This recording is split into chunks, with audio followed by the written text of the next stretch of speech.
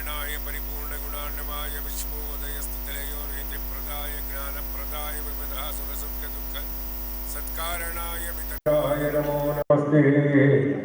अभ्रब्रह्मं घरहितं मजलं विमलं सदानन्दतीर्थमतलं भजे तापत्रयापहं दुर्वादिध्वान्तरमये वैष्णवेन्द्रवरेन्द्रवे श्रीराघवेन्द्रगुरवे नमोऽत्यन्तदयालवे तपो विद्या विरक्त्यादि सद्गुणौघाकरानहं वादिराजगुरुं वन्दे हयग्रीवपदाश्रयान् मन्मनोभीष्टवरदं सर्वाभीष्टफलप्रदं पुरन्दरगुरुं वन्दे दासश्रेष्ठं दयानिधिम् अज्ञानतिमिरच्छेदं बुद्धिसम्पत्प्रदायकं विज्ञानविमलं शान्तं विजयाख्यगुरुं भजे आगतः त्रित्रिकालग्नम् आगमार्थविशारदम्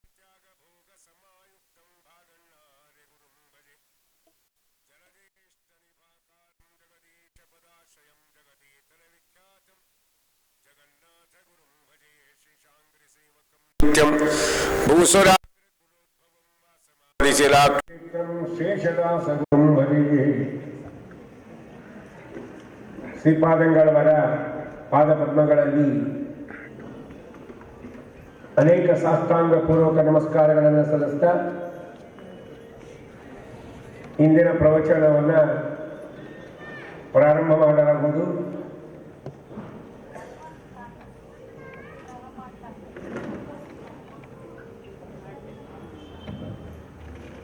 ರಾಯರಿಗೆ ಪ್ರದಕ್ಷಿಣೆ ನಮಸ್ಕಾರವನ್ನು ಹಾಕ್ತಾ ಇರ್ತಾರೆ.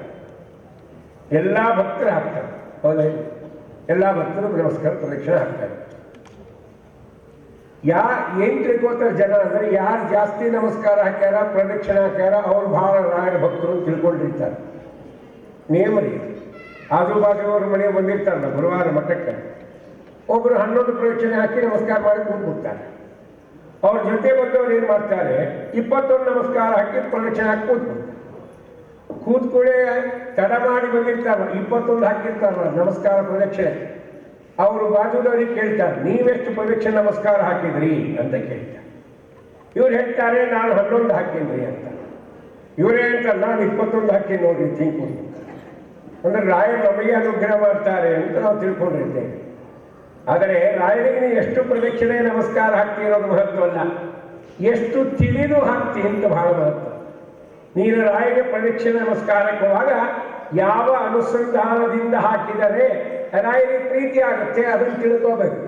ಅದನ್ನು ತಿಳ್ಕೊಂಡು ಸ್ವಲ್ಪ ಪ್ರದಕ್ಷಿಣೆ ನಮಸ್ಕಾರ ಹಾಕಿದ್ರು ರಾಯರ ಅನುಗ್ರಹವನ್ನು ಮಾಡ್ತಾರೆ. ಅದಕ್ಕೆ ಅಪಣಾಚಾರ್ಯ ಹೇಳ್ತಾರೆ, ರಾಯರಿಗೆ ಪ್ರದಕ್ಷಿಣೆ ಹಾಕುವಾಗ ಏನು ಹೇಳಬೇಕು ಅಂದ್ರೆ, ಯಾಕೆ ಹಾಕ್ಬೇಕು ರಾಯರಿಗೆ ಪ್ರದಕ್ಷಿಣೆ ನಮಸ್ಕಾರ ಅಂದ್ರೆ, ಸರ್ವಯಾತ್ರಾ ಫಲಾವಾಪ್ತೈ ಯಥಾಶಕ್ತಿ ಪ್ರದಕ್ಷಿಣಂ ಅಂತ ಅಪಣಾಚಾರ್ಯ. ರಾಯರಿಗೆ ನಮ್ಮ ಯಥಾಶಕ್ತಿ ಪ್ರದಕ್ಷಿಣೆ ಹಾಕಿ ನಮಸ್ಕಾರ ಹಾಕಿದ್ರೆ ಏನಾಗುತ್ತೆ, ಸರ್ವಯಾತ್ರ ಮಾಡಿದ ಫಲ ಬರುತ್ತೆ.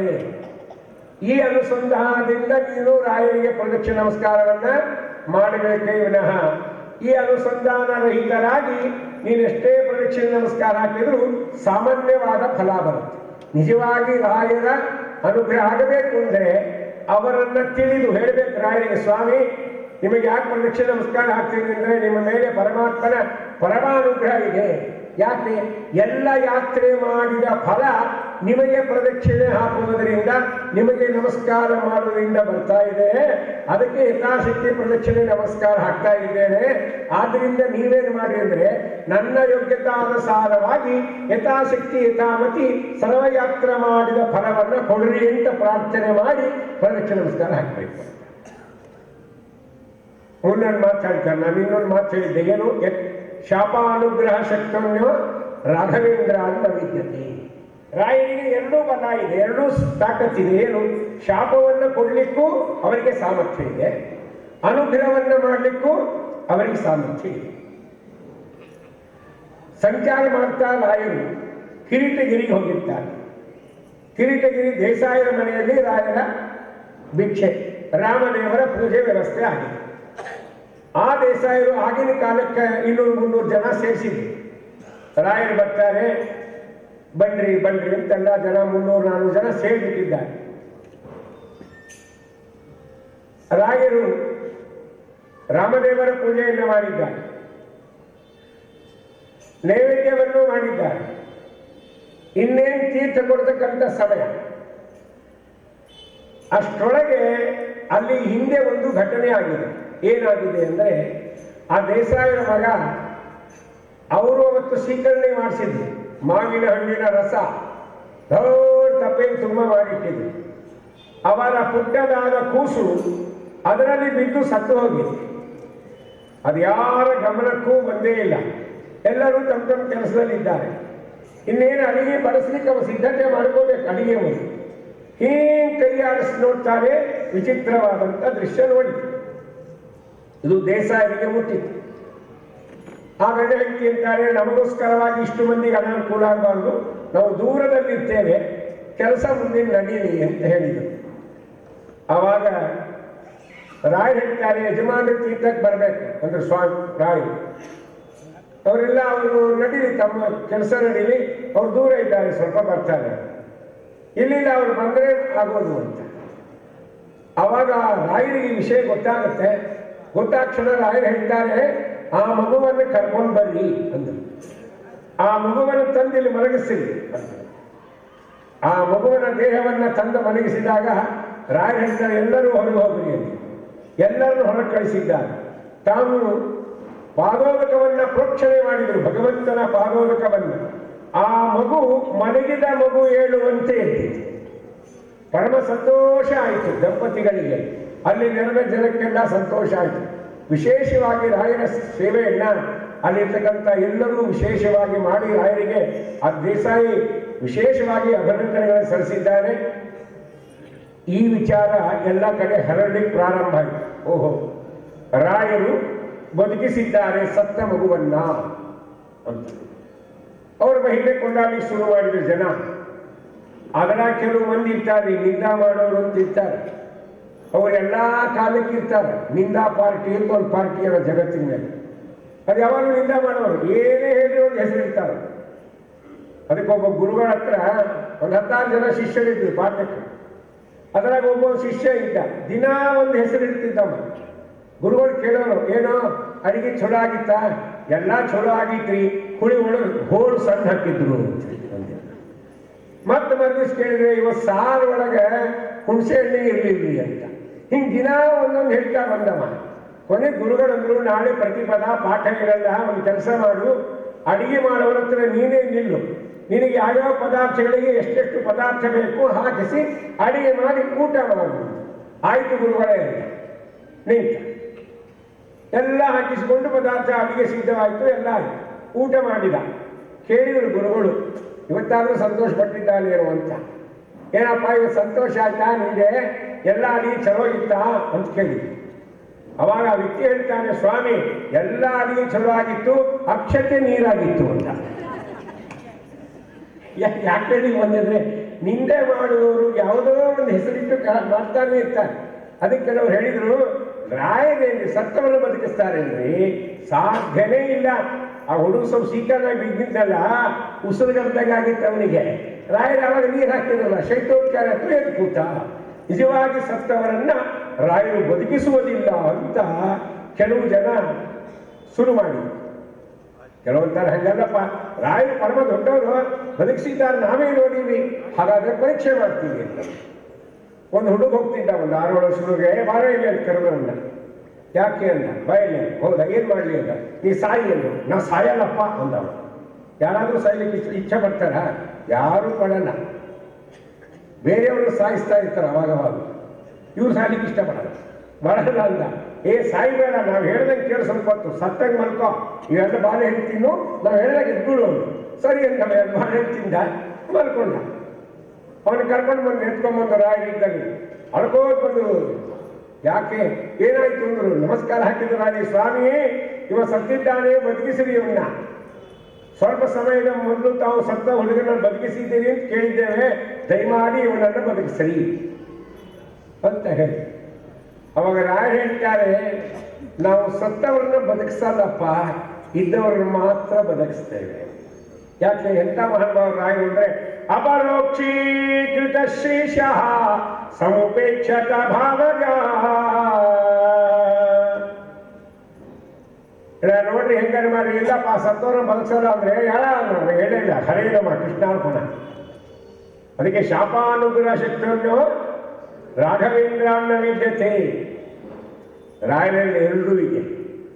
ಇದನ್ನೊಂದು ಅರ್ಥವನ್ನು ಹೆಂಗ್ ಮಾಡ್ಕೋಬೇಕು ಅಂತಂದ್ರೆ, ರಾಯರಿಗೆ ಶಾಪ ಅನುಗ್ರಹ ಹಿಂಗ್ ಬೇರೆ ಬೇರೆ ಮಾಡೋದಲ್ಲ. ನಮಗೇನಾದರೂ ಶಾಪ ಬರುವ ಸಂದರ್ಭ ಇದ್ದರೆ ಅದನ್ನ ತಡೆದು ಅನುಗ್ರಹ ಮಾಡುವ ಸಾಮರ್ಥ್ಯವು ರಾಯರಿಗೆ. ನಮಗೆ ಶಾಪ ಕಷ್ಟ ಬರೋದಿದೆ, ರಾಯರಕ್ಕೆ ಹೋದಾಗ ಏನ್ ಮಾಡ್ತಾರೆ ರಾಯರು? ಆ ಕಷ್ಟವನ್ನ ತಡೆದು ಸುಖ ಕೊಡ್ತಾರೆ. ಇದಕ್ಕೇನ್ ದೃಷ್ಟಾಂತ ಅಂದ್ರೆ, ಅವರೇ ವ್ಯಾಸರಾಜರಾಗಿದ್ದಾಗ ಕೃಷ್ಣದೇವರಾಯನಿಗೆ ಬಂದ ಕುಹಯೋಗವನ್ನ ಕಡೆದು ಅನುಗ್ರಹ ಮಾಡಿದ್ರೆ ಇದೆ. ಅವ ಎಂತ ಕುಹಯೋಗ ಬಂದಿತ್ತು ಅವನಿಗೆ. ಕೇಳಿದಾಗ ಏನು ಮಾಡಬೇಕು ಅಂದ, ಯೋಗ್ಯರಿಗೆ ಸರ್ವಸ್ವವನ್ನು ದಾನ ಮಾಡಿ ಏನು ಇಟ್ಕೋಬೇಡ ಅಂತ ಹೇಳಿದ್ರು. ಅವಾಗ ಅವ ಏನ್ ಮಾಡಿದ, ವ್ಯಾಸರಾಜರಿಗೆ ಇಡೀ ರಾಜ್ಯವನ್ನೇ ಕೃಷ್ಣಾರ್ಪಣ ಅಂದ. ಅವರ ಹತ್ರ ಕೈ ಜೋಡಿಸ್ಕೊಂಡು ನಿಂತಿದ್ದ. ಅವನಿಗೆ ಬರುವ ಕುಯೋಗವನ್ನ ತಡೆದು ಅವರಿಗೆ ಅನುಗ್ರಹ ಮಾಡಿದ್ದಾರೆ. ಅದಕ್ಕೆ ಶಾಪ ಅನುಗ್ರಹ ಶಕ್ತಿಯನ್ನು ಅಂದ್ರೆ ಶಾಪ ಕೊಡ್ತಾರೆ ಅನುಗ್ರಹ ಕೊಡ್ತಾರೆ ಒಂದರ್ಥ. ಆದ್ರೆ ನಮಗೆ ಬರುವ ಶಾಪ ಬರೋದಿದ್ರೆ ತಡೆದು ಅನುಗ್ರಹವನ್ನು ಮಾಡ್ತಕ್ಕಂಥ ಶಕ್ತಿ ರಾಯರ ಮಹಾನುಭಾವರಲ್ಲಿ ಇದೆ. ಇನ್ನೊಂದು ರಾಯರ ಕುಳ್ಳಾರ್ಥ ಹರಿದಾಸರು ದೇವರ ನಾಮದಲ್ಲೇ ಹೇಳ್ತಾರೆ. ಏನು? ಸಿದ್ಧ ವಿದ್ಯೆಗಳಲ್ಲಿ ಬಹು ಪ್ರಸಿದ್ಧನಾದ ನಮ್ಮ ಮಧ್ವಶಾಸ್ತ್ರಗಳನ್ನೇ ಮಾಡಿಕೊಟ್ಟಾತ. ಮಧ್ವೇಶ ವಿಠಲನ ಧ್ಯಾನದಲ್ಲಿ ದಾತ ತುಂಗ ಭದ್ರಾ ತೀರದಲ್ಲಿ ತಾನು ವಾಸವಾದಾತ. ಶ್ರೀರಾಘವೇಂದ್ರ ತೀರ್ಥ ನೀತಾ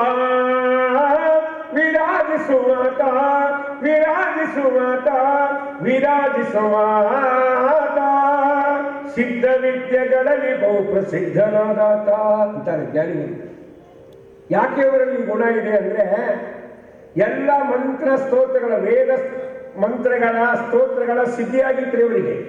ವೇದದಲ್ಲಿ ಏನು ಸ್ತೋತ್ರ ಹೇಳಿದ್ದಾರೆ ಅವೆಲ್ಲ ಸಿದ್ಧಿಯಾಗಿಬಿಟ್ಟು ಮಂತ್ರಗಳ ಸಿದ್ಧಿಯಾಗಿತ್ತು.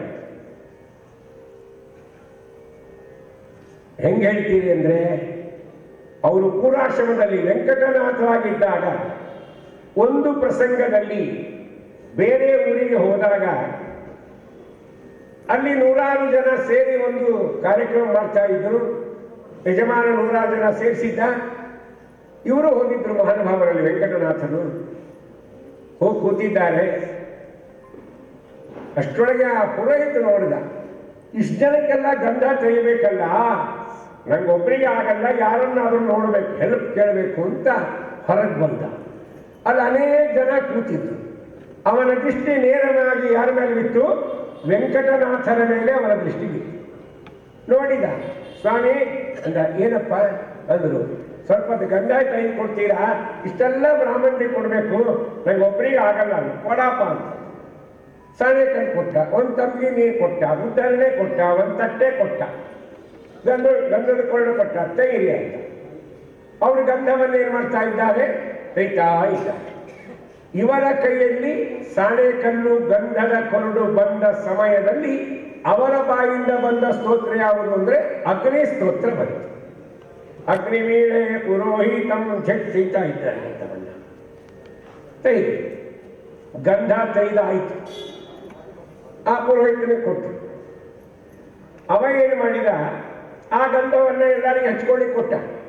ಹಚ್ಕೊಂಡ್ರೆ ಇನ್ನೇನು ಎಲೆ ಹಾಕ್ತಾರೆ, ಹಚ್ಕೊಂಡು ಗಂಧಾಕ್ಷತೆ ಹಚ್ಕೊಳ್ಳಿ ಗಂಧ ಕೊಟ್ಟ. ಯಾವ ಕಾಲಕ್ಕೆ ಗಂಧ ಹಚ್ಚಿಕೊಂಡ್ರು ಮೈಯೆಲ್ಲ ಉರಿಲಿಕ್ಕೆ ಶುರು ಆಯ್ತು. ಬ್ರಾಹ್ಮಣರು ಅಯ್ಯೋ ಉರಿತಾ ಇದೆ ಅಂತ ಇದ್ದಾರೆ ಬ್ರಾಹ್ಮಣರು. ಯಜಮಾನಕ್ಕೆ ಗಾಬರಿ ಆಯ್ತು. ಏನಾಗಿದೆ? ಗಂಧದಲ್ಲಿ 1-2 ಗುಣ ಇದೆ. ನಮಗೆ ಬಿಸಿಲು ಕಾಲಕ್ಕೆ ತಂಪು ಕೊಡುತ್ತೆ ಶರೀರಕ್ಕೆ, ತಂಪಿದ್ದ ಕಾಲಕ್ಕೆ ದೇಹಕ್ಕೆ ಉಷ್ಣತೆ ಕೊಡುತ್ತೆ ಗಂಧ. ಆದ್ರೆ ಇವತ್ತು ಉರಿತಾ ಇದೆ ಅಂದ್ರೆ ಏನೋ ಆಗಿದೆ ಅಂತ ಯಜಮಾನ ಊಹಿಸಿ ಕೇಳಿದ ಪುರೋಹಿತರಿಗೆ, ಗಂಧ ಯಾರು ತೆಗೆದಿದ್ದು ಅಂದ. ಅವರನ್ನು ತೋರಿಸಿದ, ನಾನು ಇವರಿಗೆ ಕೊಟ್ಟಿದ್ದೆ ಗಂಧ ತೇಲಿಕ್ಕೆ ಅಂತ. ಅವ್ರ ಹತ್ರ ಬಂದು ಹೇಳ್ತಾರೆ, ಅವ್ರ ಕಣ್ಣು ಮುಚ್ಚಿ ಪಾರಾಯಣ ಮಾಡ್ತಾ ಇದ್ದಾರೆ ಮಹಾನುಭಾವರು. ಸ್ವಾಮಿ ಅಪರಾಧ ಆಯ್ತು, ಕ್ಷಮ ಮಾಡಬೇಕು. ಯಾಕೆ? ಗಂಧ ಉರಿತಾ ಇದೆ, ಏನಾಗಿದೋ ಗೊತ್ತಿಲ್ಲ ಅಂದ್ರು. ಹೌದಾ? ಆ ಗಂಧ ಕೊಡಿ ಅಂತಂದ್ರು. ಆ ಗಂಧದ ಬಟ್ಲನ್ನ ಇಸ್ಕೊಂಡು ವರುಣ ಸೂಕ್ತ ಹೇಳಿದರೆ ಗಂಧ ತಣ್ಣಗಾಗಿದ್ದಲ್ಲ, ಯಾರ್ಯಾರು ಹಚ್ಕೊಂಡಿದ್ರಲ್ಲ ಅವ್ರ ಮೈನೂ ತಣ್ಣಗಾಯ್ತು. ಇದು ಮಂತ್ರದ ಸಿದ್ಧಿ. ಅದಕ್ಕೆ ಗೋಪಾಲದಾಸರಂತಾರೆ, ದೇವ್ರ ನಾಮ ದಿನ ದೇವರಿಗೆ ಕೇಳಬೇಕು, ನಮಗವೆಲ್ಲ ಬರ್ತಾ ಇಲ್ಲ ಅಂತ. ಏನು ಹರಿ ಮಂತ್ರ ಸ್ತೋತ್ರ ಬಾರದು ಎನ್ನ ನಾಲಿಗೆಗೆ, ಹರಿಪ್ರಸಾದ ಜುವೆಗೆ ಸವಿಯಾಗದಯ್ಯ ಆವರೋಗವು ಎನಗೆ ದೇವಧನ್ವಂತಿ. ಸಾವಧಾನದಿಯಲ್ಲ ಕೈ ಪಿಡಿದು ನೋಡಯ್ಯ ಆವರೋಗವು ಎನಗೆ ದೇವಧನ್ವಂತಿ. ಹರಿಮೂರ್ತಿಗಳು ಎಲ್ಲ ಕಂಗಳಿಗೆ ಕಾಣಿಸವು, ಹರಿಕೀರ್ತನೆಯು ಕೇಳಿಸದೆಲ್ಲ ಕಿವಿಗೆ. ಹರಿಮಂತ್ರ ಸ್ತೋತ್ರ ಬಾರದು ಎಲ್ಲ ನಾಲಿಗೆಗೆ. ದಿನ ನಾವು ಸ್ತೋತ್ರ ಮಂತ್ರ ಪಾರಾಯಣ ಮಾಡ್ತೀವಲ್ಲ, ಇವ್ರು ಹೇಳ್ತಾರೆ ನಾನು ಪಾರಾಯಣ ಕೂತೆ ಅಂದ್ರೆ 2 hours, 2 ತಾಸು ಆಗೋವರೆಗೆ ಆ ಕಡೆ ಈ ಕಡೆ ಅಳಗಾಲಲ್ಲ, ಮಧ್ಯಕ್ಕೆ ಹಾಕಿ ಕುಡಿಯಲ್ಲ. ಮೊದಲೇ 1 ಲೀಟರ್ ಕುಡಿದು ಕೂತ್ಬಿಟ್ಟಿರ್ತಾರೆ, ಹೌದಾ ಇಲ್ಲ? 2 ತಾಸು ದಿನ ಮಂತ್ರ ಸ್ತೋತ್ರ ಪಾರಾಯಣ ಮಾಡೋರು ಇರ್ತಾರಲ್ವ, ಅನೇಕ ವರ್ಷಗಳಿಂದ ಮಾಡ್ತಾ ಬಂದಿರ್ತಾರೆ. ಅವ್ರಿಗೆ ಯಾರಾದರೂ ಒಂದು ಮಂತ್ರ ಸಿದ್ಧಿಯಾಗಿದೆ ಅಂದ್ರೆ ಏನಾಗಿಲ್ಲ,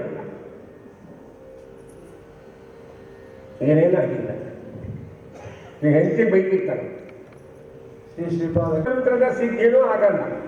ಯಾಕೆಂದ್ರೆ ನಮಗೆ ಸಿದ್ಧಿ ಆಗ್ಬೇಕಾದ್ರೆ ನಮ್ಮಲ್ಲಿ ಮೊದಲು ಏನಿರ್ಬೇಕು ಅಂದ್ರೆ ಶುದ್ಧಿ ಇರಬೇಕು.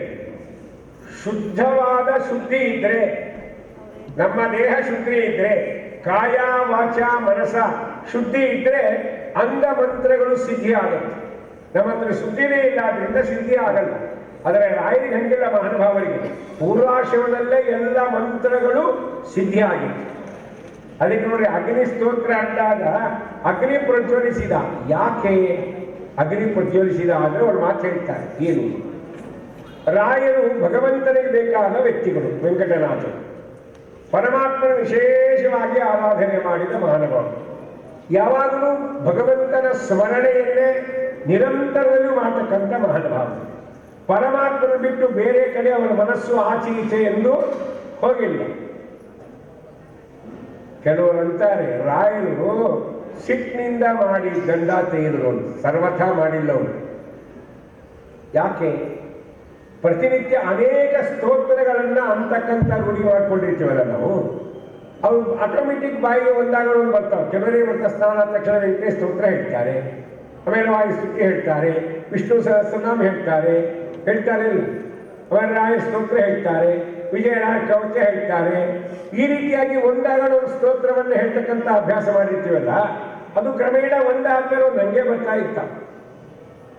ಯಾವ ಕಾಲದಲ್ಲಿ ವೆಂಕಟನಾಥನ ಕೈಗೆ ಆ ಸಾಣೆಕಲ್ಲು ಗಂಡುಕೊಳ್ಳು ಬಂತಲ್ಲ, ಆ ಸಮಯದಲ್ಲಿ ಅವರ ಸರದಿ ಯಾವುದು ಸ್ತೋತ್ರದ್ದು ಅಂದರೆ ಅಗ್ನಿ ಸೂಕ್ತದ ಸರದಿ. ಅದು ತಾನಾಗೆ ಬಂದಿದೆ ಅವರಿಗೆ, ತಾನಾಗಿ ಸಿಟ್ಟಿನಿಂದ ಅಂದಿದ್ದಲ್ಲ, ತಾನಾಗಿ ಬಂತು. ಅವ್ರು ಹಂಗೆ ತೆಗೆದುಕೊಟ್ಬಿಟ್ರು. ಅದಕ್ಕೆ ಅಗ್ನಿದೇವರಂತಾರೆ, ನಾನ್ ವೆಂಕಟನಾಥ ಸುಮ್ ಕೂತ್ರು ನಾನು ಸುಮ್ ಕೊಡಬಾರ್ದು. ಯಾಕೆ? ಇವರು ದೇವರಿಗೆ ಬೇಕಾದವನು, ನಾಳೆ ದೇವರು ನನ್ನ ಮೇಲೆ ಅಕ್ಷರ ತಗೋತಾನೆ ಅಂತಾರೆ ಅಗ್ನಿದೇವರು. ಯಾಕೆ? ನೀ ಯಾಕೆ ಸುಮ್ಮನೆ ಕೂತಿ, ನೀನಾದ್ರೂ ಹೇಳ್ಬೋದಾಗಿತ್ತು, ನೀ ಯಾಕೆ ಮಾಡಲಿಲ್ಲ ಅಂತ ಕೇಳು, ನಾನೇನು ಹೇಳಿ ಅಂತ ಅಗ್ನಿದೇವರು ಸ್ವಲ್ಪ ಪ್ರಜ್ವಲಿಸಿದ್ದಾರೆ. ಅದನ್ನೇ ಜಗನ್ನಾಥದಾಸರು ಹೇಳ್ತಾರೆ, ತಾನ ತನ್ನವರಲ್ಲಿ ಮಾಡುವ ಹೇಳನವಾ ಹೆದ್ದೈವ ವಿದುರನ ಆಲಯದಿ ಪಾಲುಂಡು ಕುರುಪನ ಮಹಾನವನೆ ಕೊಂಡ. ತಾಳ ತನ್ನವರಲ್ಲಿ ಮಾಡುವ ಹೇಳನವ. ದೇವರು ತನಗೆ ಬೈದರೆ ಸಹಿಸ್ತಾರೆ, ತನ್ನ ಭಕ್ತರಿಗೆ ಬೈದರೆ ಭಗವಂತ ಸಹಿಸುವುದಿಲ್ಲ. ತನ್ನ ಭಕ್ತರಿಗೆ ಅವಮಾನ ಮಾಡಿದರೆ ದೇವರು ಎಂದೂ ಸಹಿಸುವುದಿಲ್ಲ. ದೇವತೆಗಳು ಅಷ್ಟೇ. ಅದಕ್ಕೆ ಅಗ್ನಿ ಸ್ವಲ್ಪ ಪ್ರಜ್ವಲಿಸಿದಾಗ ಆ ಗಂಧ ಉರಿಲಿಕ್ಕೆ ಪ್ರಾರಂಭ ಆಯಿತು. ಈ ಮಾತು ಕೇಳಿದಾಗ ಅದೇ ಗಂಧವನ್ನ ಇಸ್ಕೊಂಡು ವೆಂಕಟನಾಥರು ವರ್ಣ ಸೂಕ್ತವನ್ನ ಪಾರಾಯಣ ಮಾಡಿದರೆ ಗಂಧ ತಣ್ಣಗಾಯಿತು. ಎಲ್ಲ ಮಂತ್ರ ಸ್ತೋತ್ರಗಳ ಸಿದ್ಧಿಯಾಗಿತ್ತವರಿಗೆ. ಅದಕ್ಕೆ ದಾಸರಾಯಕೊಂಡಾಗ ಸಿದ್ಧ ವಿದ್ಯೆಗಳಲ್ಲಿ ಬಹು ಪ್ರಸಿದ್ಧನಾದಾತ, ನಮ್ಮ ಮಧ್ವಶಾಸ್ತ್ರಗಳನ್ನೇ ಮಾಡಿಕೊಟ್ಟಾಗ ಮಧ್ವೇಶ ವಿಚಲನ ಧ್ಯಾನದಲ್ಲಿದ್ದಾತ ತುಂಗಭದ್ರಾ ತೀರದಲ್ಲಿ ತಾನು ವಾಸವಾದಾತ ಶ್ರೀ ರಾಘವೇಂದ್ರ ತೀರ್ಥನೀತ ವಿರಾಜಿಸುವಾತ ವಿರಾಜಿಸುವಾತ ವಿರಾಜಿಸುವಾತ. ಇದೇ ರಾಯರು ವ್ಯಾಸರಾಜರಾಗಿದ್ದ ಕಾಲಕ್ಕೆ ಇಬ್ಬರು ವ್ಯಕ್ತಿಗಳನ್ನ ಜಗತ್ತಿಗೆ ಕಾಣಿಕೆಯಾಗಿ ಕೊಟ್ಟಂತ ಮಹಾನುಭಾವರು. ಯಾರನ್ನ? ಒಂದು ಪುರಂದರದಾಸರನ್ನ ಕಾಣಿಕೆಯಾಗಿ ಕೊಟ್ಟರು, ಮತ್ತೊಬ್ಬ ವ್ಯಕ್ತಿ ಯಾರಂದ್ರೆ ಕನಕದಾಸರನ್ನ ಕಾಣಿಕೆಯಾಗಿ. ದೇವ್ರು ಕೇಳ್ಕೊಂಡ, ಕನಕನಿಗೆ ದೇವ್ರು ಬಂದು ಕೇಳ್ತಿದ್ದ, ನಂದು ದಾಸ ಆಗ್ತೀಯ, ನನ್ನ ದಾಸ ಆಗ್ತೀಯ ಅಂತ ಕೇಳ್ತಾ ಇದ್ದ. ಕನಕ ಅಂತಿದ್ದ, ನಿಂದ ದಾಸ ಆದ್ರೆ ನಂಗೇನು ಸಿಗ್ತದೆ? ಏನು ಸಿಗಲ್ಲ. ನಾನು ಹೆಂಗಿದ್ರು ಮಾಂಡಲಿಕ ಅನಿಸಲ್ವಾ? ನಾನು ಆರಾಮಾಗಿದ್ದೀನಿ, ಅಧಿಕಾರ ಇದೆ, ಬೇಕಾದಷ್ಟಿದೆ, ದುಡ್ಡಿದೆ, ಕಾಸಿದೆ, ಆರಾಮಾಗಿದ್ದೀನಿ. ಕರೆಕ್ಟ್. ನಿಂದ ದಾಸ ಆದ್ರೆ ಏನು ಸಿಗಲ್ಲ. ಮತ್ತೆ ಏಕಾಶಿ, ಉಪವಾಸ, ವನವಾಸ, ಚಾತುರ್ಮಾಸ, ಪಜೀತಿ, ಅದಕ್ಕೆ ಆಗಲ್ಲಪ್ಪ, ನಿಂದ ದಾಸ ಆಗಲ್ಲ. ಪರಮಾತ್ಮಂದ ನಿನ್ನ ಅಧಿಕಾರ ಕಿತ್ಕೊಂಡ್ರೆ ಏನು ಮಾಡ್ತೀವಿ ಅಂತಂದ. ಅದಕ್ಕೆ ಕನಕ ಹೇಳ್ತಾನೆ, ನನ್ನ ಅಧಿಕಾರ ಕಿತ್ಕೊಂಡ್ರೆ ನಮ್ಮ ವಂಶ ಪರಂಪರೆಯಾಗಿ ಬಂದಂಥ ಒಂದು ವೃತ್ತಿ ಅಲ್ಲ, ಅದನ್ನು ಮಾಡಿಕೊಂಡಿರ್ತೇನೆ, ನಿನ್ನ ದಾಸ ಆಗಲ್ಲ ಅಂತ. ಪರಮಾತ್ಮ ಒಂದೊಂದು ವಸ್ತುವನ್ನು ಕಚ್ಕೊಳ್ಳಿಕ್ಕೆ ಶುರು ಮಾಡಿ. ಕನಕ ಒಬ್ಬನೇ ಆರಾಮಾಗಿದ್ದ. ವಿಜಯನಗರ ಅರಸನಿಗೆ ಆ ಬಹುಮನಿ ಸುಲ್ತಾನರು ದಾಳಿ ಮಾಡಿದ ತಕ್ಷಣ ಹೇಳಿ ಕಳಿಸಿದ್ರು ಯುದ್ಧಕ್ಕೆ. ಕನಕ ಹೇಳಿ ಕಳಿಸಿದ್ರು. ಹೋದ ಯುದ್ಧ ಮಾಡಲಿಕ್ಕೆ. ಯುದ್ಧ ಮಾಡ್ತಾ ಇರುವಾಗ ಆ ಶತ್ರು ಸೈನಿಕರು ಕನಕನ ಮೈ ಮೇಲೆ ಆ ಖಡ್ಗದಿಂದ 2-3 ಕಡೆ ಗಾಯ ಮಾಡಿದರು. ಅಲ್ಲಿ ಕೆಳಗೆ ಬಿದ್ದ ಯುದ್ಧ ರಂಗದಲ್ಲಿ ಬಿದ್ದ ಮೇಲೆ ಕನಕ ಹೇಳ್ತಾನೆ, ಅವಾಗನ್ನ ಮನಸ್ಸಲ್ಲವ, ನಂಗೆ ಯಾರೋ ದಾಸ ಆಗು ದಾಸ ಆಗು ದಾಸ ಆಗು ಅಂತಿದ್ರಲ್ಲ, ಅವ ಈಗಿದ್ರೆ ಒಳ್ಳೇದಾಗಿತ್ತು ಅಂತ ಟಕ್ಕನೆ ಕಾಣಿಸಿಬಿಟ್ಟದ. ಕನಕ, ನಾ ಇಲ್ಲೇ ಇದ್ದೀನವ ಅಂದ್ರೆ, ಸರಿ ಸರಿ ಸರಿಯಪ್ಪ, ನನ್ನ ದಾಸ ಆಗ್ತೀಯ ಈಗ ಅಂತ ಕೇಳಿದ ಭಗವಂತ. ಅದಕ್ಕೆ ಕನಕದಾಸರು ಕನಕ ಹೇಳ್ತಾನೆ, ನಾವಿನ್ ದಾಸ ಆಗ್ಬೇಕಾದ್ರೆ ಎಲ್ಲ ಕಂಡೀಷನ್, ಅಗ್ರಿಮೆಂಟ್, ಬಾಂಡ್ ಬರಿಬೇಕು, ಅದಕ್ಕೆ ಇಬ್ರು ಸಹಿ ಆಗಬೇಕು. ನೀನು ಹೂ ಅಂದ್ರೆ ಆಗ್ತೀನಿ ನಿನ್ನ ದಾಸ. ಸರಿ ಅಂದ್ರು ವ್ಯಾಸರಾಜ. ಕೃಷ್ಣ ಸರಿ ಅಂದ. ಏನ್ ಬೇಕು ಕೇಳೋದು? ಏನಿಲ್ಲ, ನಾನು ಕರೆದಾಗ ನೀವು ಬರಬೇಕು. ಮೊದಲನೇ ಅಗ್ರಿಮೆಂಟ್, ನಾನು ಕರೆದಾಗ ನೀವು ಬರಬೇಕು, ನಾ ಹೇಳಿದಂಗೆ ನೀವು ಕೇಳಬೇಕು. ಒಪ್ಪೋತೀಯ ಅಂತ ಕೇಳಿದ. ಪರಮಾತ್ಮ ಭಕ್ತರ ಮೇಲೆ ಎಷ್ಟು ಅಭಿಮಾನ್ರಿ. ಏನು ಕರುಣಾನಿಧಿಯು, ಮತ್ತೇನು ಭಕ್ತಾಧೀನನು, ಇನ್ನೇನು ಈತನ ಲೀಲೆ ಇಚ್ಛಾ ಮಾತ್ರದಲ್ಲಿ ಜಗವ ತಾನೇ ಸಿಗಿಸುವ ಪಾಲಿಸುವ ನಿರ್ವಾಣ ಮೊದಲಾದ ಕಿಲೋಕ ಸ್ಥಾನದಲ್ಲಿ ಮತ್ತವರ ನಿತ್ಯಾನಂದ ಪಡಿಸುವನು. ಭಕ್ತರ ಮೇಲೆ ಬಹಳ ಪ್ರೀತಿ ಆಯಿತು ಅಂದ ಪರಮಾತ್ಮ. ಮುಂದೆ ನಾನು ಸುಮ್ಮನೆ ಸಿಗಲ್ಲಪ್ಪ ಕನಕ, ನೀನು ಹೋಗಿ ಗುರುಗಳನ್ನು ಆಶ್ರಯ ಮಾಡು ಅಂತ ಹೇಳಿದೆ. ಯಾರ ಹತ್ರ ಹೋಗ್ಬೇಕು? ವ್ಯಾಸರಾಜರ ಹತ್ರಕ್ಕೆ ಹೋಗುವಂತ ಭಗವಂತನೇ ಕಳಿಸಿದ. ವ್ಯಾಸರಾಜ ಹತ್ರಕ್ಕೆ ಬಂದ ಕನಕ. ಅವರು ಅವಾಗ ಈ ಮದರಪಳ್ಳಿ ಗ್ರಾಮ ಅಂತ, ಅಲ್ಲಿ ಕುಡಿಯೋ ನೀರಿನ ಕೆರೆ ಕಟ್ಟಿಸ್ತಾ ಇದ್ರು ಜನರಿಗಾಗಿ. ಆ ಕೆರೆ ದಿಬ್ಬೆ ಮೇಲೆ ನಿಂತಿದ್ರು ವ್ಯಾಸರಾಜ. ಸಾಯಂಕಾಲ ಇವ ಹೋದ, ಸರ ನಮಸ್ಕಾರ ಮಾಡಿ. ನಮಸ್ಕಾರ ಮಾಡಿದ ತಕ್ಷಣ ಕೇಳ್ತಾರೆ ವ್ಯಾಸರಾಜ್, ಕೇಳಿ ಯಾರೋ ನೀನು? ಸ್ವಾಮಿ, ನಾನು ಕನಕ. ಓಹೋ, ನೀನೇ ನೋಡಿ ಢನಾಯಕ ಕನಕ. ಅವಾಗ ಹೇಳ್ತಾನೆ ಕನಕ, ನಾನು ಢನಾಯಕ ಕನಕ ಅಲ್ಲ, ಕೇವಲ ಕನಕ. ಇಲ್ಲ, ಎಲ್ಲವನ್ನು ಬಿಟ್ಟು ನಿಮ್ಮ ಹತ್ರ ಶರಣಾಗಿ ಬಂದಿದ್ದೀನಿ. ಏನ್ ಬೇಕು ಅಂದ್ರು. ಏನಾದರೂ ಒಂದು ಮಂತ್ರ ಉಪದೇಶ ಮಾಡ್ರಿ ಅಂತ. ಅವರಂದ್ರು, ನಿನಗೇನು ಕೊರಬಣಿ ಕೋಣ ಮಂತ್ರ ಅಂದ್ರು. ಅದೇ ಸಾಕಂದವ. ಮಂತ್ರ ಕೋಣ ಕೋಣ ಕೋಣ ಕೋಣ ಅಂತ ಜಪ ಮಾಡಿದ. ಯಮದೇವರು ಕೋಣನೇ ಬಂತ್ರಿ. ಅದಕ್ಕೆ ನಿನ್ನ ದಾಸರು ಕೇಳಿದ್ದನೆ ಮಹಾ ಉಪದೇಶ, ನಿನ್ನ ದಾಸರು ಕೇಳಿದ್ದನೆ ಹರುಷ ಅಂತಾರೆ ವಿಜಯಪುರ. ಕೋಣ ಕೋಣ ಅಂತ ಯಮದೇವರು ಕೋಣ, ಗುರುಗಳೇ ಕೋಣ ಬಂದಿದೆ ಅಂದ್ರು. ನೋಡ್ತಾರೆ ಯಮದೇವರು ಕೋಣ. ಅವಾಗ ಒಂದು ದೊಡ್ಡ ಕಲ್ಲಿತ್ತು, ದೊಡ್ಡ ಬಂಡೆ. ಆ ಕಡೆ ಊರು ನೋಡಿ ಈ ಕಡೆ ಓಡಾಡಿ ಕ್ಲಾಸ್ ಆಗಿತ್ತು. ಅದನ್ನು ತೆಗೆಸಿದ್ರು ವ್ಯಾಸರಾಜರು ಆ ಕೋಣದಿಂದ. ಕನಕನಿಗೆ ಅನುಗ್ರಹ ಮಾಡಿದ್ರು. ಅವತ್ತಿನಿಂದ ಕನಕನ ಜೊತೆ ಮಾತಾಡೋದು, ಎಲ್ಲರಾದ್ಮೇಲೆ ಕನಕನಿಗೆ ತೀರ್ಥ ಕೊಡೋದು. ಇದೆಲ್ಲವೆಲ್ಲ ವ್ಯಾಸರಾಜರು ಮಾಡ್ತಾ ಇದ್ರು ಮಾನವ. ಇದನ್ನು ನೋಡಿ ಕೆಲವರು ಮಾತಾಡ್ತಾ ಇದ್ರು, ಏನು ಸ್ವಾಮಿ ನೀವು ಕನಕನ ಜೊತೆ ಮಾತಾಡೋದ, ಅವನಿಗೆ ತೀರ್ಥ ಎಲ್ಲ ಮುಗಿದ ಮೇಲೆ ಕೊಡೋದ ಅಂತ.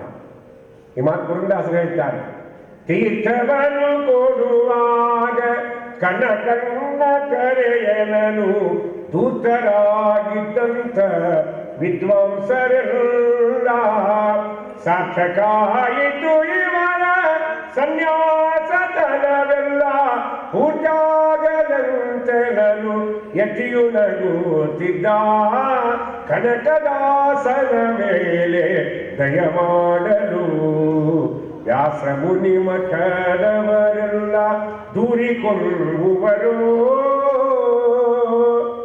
ಯಾಕೆ ಸ್ವಾಮಿ ಕನಕರ ಮಹಿಮೆ ತೋರಿಸ್ಬೇಕು ಅಂತ ಒಂದು ದಿವಸ ವ್ಯಾಸರಾಜ ಪ್ರಭೃತಿಗಳು ಎಲ್ಲರನ್ನ ಕರೆದ್ರಂತೆ.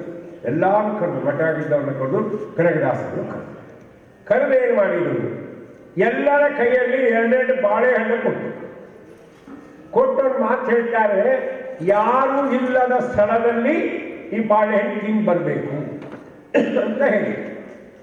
ಸರಿ ಅಂತ ಎಲ್ಲರೂ ಬಾಳೆಹಣ್ಣು ತೊಗೊಂಡು ಹೋಗಿ ಬೇರೆ ಬೇರೆ ಕೂತು ಬೇರೆ ಕಡೆ ಕೂತು ತಿಂದು ಬಂದು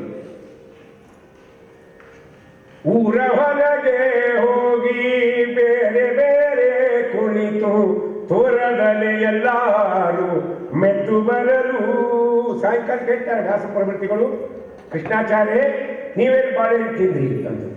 ಅವ್ರು ಹೇಳಿದ್ರು, ಸ್ವಾಮಿ ನಾ ದೇವ್ರ ಮನೆ ಬಾಗಿಲ ಹಾಕಿದ್ದೆ, ನಮ್ಮ ಹೆಂಡತಿನ ಪುರಾಣಕ್ಕೆ ಕಳಿಸಿದ್ದೆ, ಮೇನ್ ಡೋರ್ ಕ್ಲೋಸ್ ಮಾಡಿದ್ದೆ, ಹಾಲ್ನಾಗ ಒಬ್ಬಳೇ ಕೂತಿದ್ದೆ, ತಿಂದೆ, ಯಾರೂ ನೋಡಿಲ್ಲ. ಶ್ರೀನಿವಾಸಾಚಾರ್ಯ ನೀವೆಲ್ಲಿ ತಿಂದೆ? ಸ್ವಾಮಿ ನಾನು ಸಂಧ್ಯಾವಂದನೆ ಮಾಡುವಾಗ 3 ಹೊತ್ತು ಸಂಧ್ಯಾವಂದನೆ ಮಾಡ್ತೀನಲ್ಲ, 3 ಹೊತ್ತು ನದಿಗೆ ಸ್ನಾನಕ್ಕೆ ಹೋಗ್ತೀನಿ, ಸ್ನಾನ ಮಾಡಿ ಬಂದೆ ಸಂಧ್ಯಾವಂದನೆ ಮಾಡ್ತೀನಿ. ಹೌದಾ? ಅದಕ್ಕೆ ನೀರಲ್ಲಿ ಮುಳುಗಿದ್ದಾಗ ಒಳಗೆ ತಿಂದ ಮ್ಯಾಲಿದ್ದೆ, ಯಾರು ನೋಡಿಲ್ಲ. ಇನ್ನೊಬ್ಬರಿಗೆ ಕೇಳಿದ್ರು, ಸ್ವಾಮಿ ನೀವೇನು ತಿಂದ್ರಿ? ನಾನು 1000 ಗಾಯತ್ರಿ ಮಾಡ್ತೀನಿ ಹೊರಗಡೆ, ಅದಕ್ಕೆ ಮಾಡುವಾಗ ಮಾಡಿ ಬಟ್ಟೆ ಹಾಕೊಂಡಿರ್ತೀರಲ್ಲ ಒಳಗೆ ತಿಂದೆ, ಯಾರು ನೋಡಿಲ್ಲ. ಒಬ್ಬೊಬ್ಬರು ಒಂದೊಂದು ಥರ ವ್ಯಾಖ್ಯಾನ ಮಾಡಿದ್ರು. ಇನ್ನೊಬ್ಬರಿಗೆ ಕೇಳ್ತಾರೆ, ನೀವೆಲ್ಲಿ ತಿಂದ್ರಿ ಸ್ವಾಮಿ ಅಂದರು. ಅವರಂದ್ರೆ ಹೇಳಬಾರ್ದು, ಒಬ್ಬನೇ ಎದ್ದೆ ಅಲ್ಲಿ ತಿಂದು ಬಂದೆ ಅಂತ. ಹೀಗೆ ನಾನಾ ಥರ ವ್ಯಾಖ್ಯಾನ. ಕೊನೆಗೆ ಕನಕ ನೂರು ನಿಂತಿದ್ರು ಮಹಾನುಭಾವ. ಕನಕ ಅಂದರು. ಕನಕದಾಸರು ಸರ ಬಂದು 2 ಬಾಳೆಹಣ್ಣ ಗುರುಗಳು ಮುಂದಿಟ್ಟು ನಮಸ್ಕಾರ ಮಾಡಿ. ಎಲ್ಲರೂ ಬೈತಿದ್ರಂತ, ಎಲ್ಲ ಏನು ಕನಕರಿ ಇವನಿಗೆ ತಲೆನೇ ಇಲ್ಲ ನೋಡಿ. ಯಾಕೆ? ಸ್ವಾಮಿಗಳು ಬಾಳೆಹಣ್ಣು ಕೊಡೋದೇ ಕಷ್ಟ, ಕಲ್ಸಕರಿ ಕೊಡೋದೇ ಜಾಸ್ತಿ. ಹೌದಾ ಇಲ್ಲ? ಬಾಳೆಹಣ್ಣು ಕೊಟ್ಟಾಗ ತಿಂದ್ಬಿಡ್ಬಾರ್ದ ಯಾಕಂತ ಹೇಳಿ ಅಂತ ನೋಡ್ರಿ, ನಾನು ತಿಂದು ಬಂದಿಲ್ಲ ಅಂದ್ರೆ ಅವಾಗ ಕನಕದಾಸರಿಗೆ ಕೇಳ್ತಾರೆ ವ್ಯಾಸರಾಜರು, ಅಲ್ಲೋ ಕನಕ ನೀ ಯಾಕೆ ಬಾಳೆಹಣ್ಣು ತಿನ್ನಿಲ್ಲಪ್ಪ ಅಂತ ಕೇಳಿದ್ರೆ, ಅವಾಗ ಕನಕದಾಸ ಹೇಳ್ತಾರೆ, ಸ್ವಾಮಿ ಗುರುಗಳೇ ನೀವು ಹೇಳಿದ್ದೇನು, ಯಾರು ಇಲ್ಲದ ಸ್ಥಳದಲ್ಲೇ ಬಾಳೆಹಣ್ಣು ತಿನ್ಬರ್ರಿ ಅಂತ ಹೇಳಿದ್ದೀರ. ಯಾರು ಇಲ್ಲದ ಸ್ಥಳವೇ ಇಲ್ಲ. ಯಾಕೆ? ಎಲ್ಲ ಕಡೆ ಭಗವಂತ ವ್ಯಾಪ್ತನಾಗಿದ್ದಾನಿಲ್ಲ. ದೇವರಿಲ್ಲದ ಸ್ಥಳ ಯಾವುದೇ ಅದನ್ನ ಎಲ್ಲ ಕಡೆ ಪರಮಾತ್ಮ ವ್ಯಾಪ್ತನಾಗಿದ್ದ. ದೇವರೆಲ್ಲಿದ್ದಾನೆ ಅಂದ್ರೆ, ಎಳ್ಳು ಮುರಿಯ ಮುಳ್ಳು ಕೊನೆಯ ಕೊಳ್ಳು ಬಿಡದೆ ಹೊರಗೆ ಎಲ್ಲ ಕಾವಿನಲ್ಲಿ ಲಕ್ಷ್ಮೀನಂದನಿದ್ದಾನೆ. ಪ್ರಾಣಿ ಚಿಂತ್ಯಾಕ ಮಾಡ್ತಿದ್ದಿ ಚಿನ್ಮಯನಿದ್ದಾನೆ. ಚಿಂತಾರತ್ನೆಂಬೋ ಅನಂತನಿದ್ದಾನೆ. ತಸ್ಯಾ ಶಿಖಾಯ ಮಧ್ಯೆ ಪರಮಾತ್ಮ ವ್ಯವಸ್ಥಿತ ಅಂತ ವೇದ ಇರುತ್ತೆ.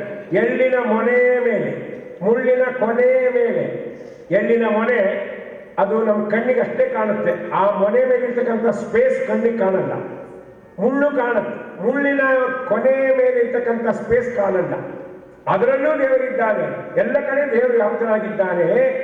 ದೇವರು ಇಲ್ಲದ ಸ್ಥಳವೇ ಇಲ್ಲ. ಅದಕ್ಕೆ ನಾ ಹೆಂಗೆ ತಿಂದು ಬರ್ಬೇಕು ಸ್ವಾಮಿ ಅಂತ ಹೇಳಿದ್ರು. ಅವಾಗ ತಿಂದವರೆಲ್ಲ ಮುಖ ಕೆಳಗೆ ಹಾಕಿದ್ರು. ಯಾಕೆ?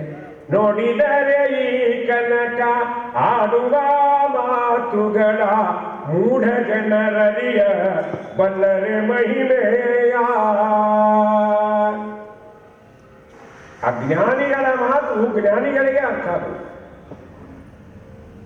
ನಾವು ತಪ್ಪು ಕೆಲಸ ಮಾಡುವಾಗ ನಮ್ಮ ತಲೆ ಒಳಗೊಂದು ಐಡಿಯಾ ಇರ್ತದೆ. ಏನು ಅಂದ್ರೆ, ಇಲ್ಲಿ ದೇವರಿಲ್ಲ, ಇಲ್ಲಿ ಯಾರೂ ನೋಡ್ತಾ ಇಲ್ಲ ನಮಗೆ, ಆದ್ದರಿಂದ ನಾವು ಈ ಕೆಲಸ ಮಾಡಬಹುದು ಅಂತ ಮಾಡ್ತೀವಿ. ಬಹಳ ದೊಡ್ಡ ತಪ್ಪು ಕೆಲಸ ಬೇಡ. ರಾಯರ ಆರಾಧನೆಗಳಲ್ಲಿ ಪಂಚಾಮೃತ ಕುಡಿತಿರ್ತಾರೆ ಯಾರು ಬಡಿಸೋ ಹುಡುಗರು. ಆಚಾರ್ಯ ನಮಗೊಂದು 2 ಬಕೆಟ್ ಪಂಚಾಮೃತ ಕೊಟ್ಬಿಡ್ರಿ, ನಾವು 7-8 ಮಂದಿ ಕುಡಿದು ಬಡಿಸ್ತೀವಿ ಅಂತ. ಯಾಕಂದ್ರೆ ಉಪ್ಪಿಟ್ಟು ತಿಂದ್ರವೆಲ್ಲ ಮುಸ್ರಿ ಅಂತ ಪಾಪ ಕೆಲವರು ನಿಷ್ಠಾವಂತರು ಬಂದಿರ್ತಾರೆ, ಊಟಕ್ಕೆ ಬೇಡ ಆಚಾರ ಕೊಟ್ಬಿಡ್ತಾರೆ. ಹೌದಲ್ಲ, ನಮ್ಮ ಮ್ಯಾನೇಜರ್ ಕೊಟ್ಟರು ತಿಳ್ಕೊಂಡು ಕಾರ್ಪೊರೇಷನ್ ಕೊಟ್ಟು ಅವಾಗ ಏನು ಮಾಡ್ತಾರೆ ಹುಡುಗರು, ಅವು ಬಕೆಟ್ ತೊಗೊಂಡು ಕೂಡಲೇ ಭಾನುವ ಪಂಚಾಮೃತ ಕೊಟ್ಟಾರ ಬಾ ಕುಡಿಯೋಣ ಬಾ ಅಂದ್ರೆ ಇನ್ನೂ ಹೋಗ್ತಾರೆ. ರಾಯರ ಮುಂದೆ ಬೇಡ, ಹಿಂದೆ ಕೂತ್ ಕುಡಿಯೋಣ ಬಾ ಅಂತಾರೆ. ಅಂದ್ರೆ ಹಿಂದೆ ಕೂತ್ಕೊಂಡು ರಾಯರ ಏನು ಕನ್ಸಂಗ್ರಿ.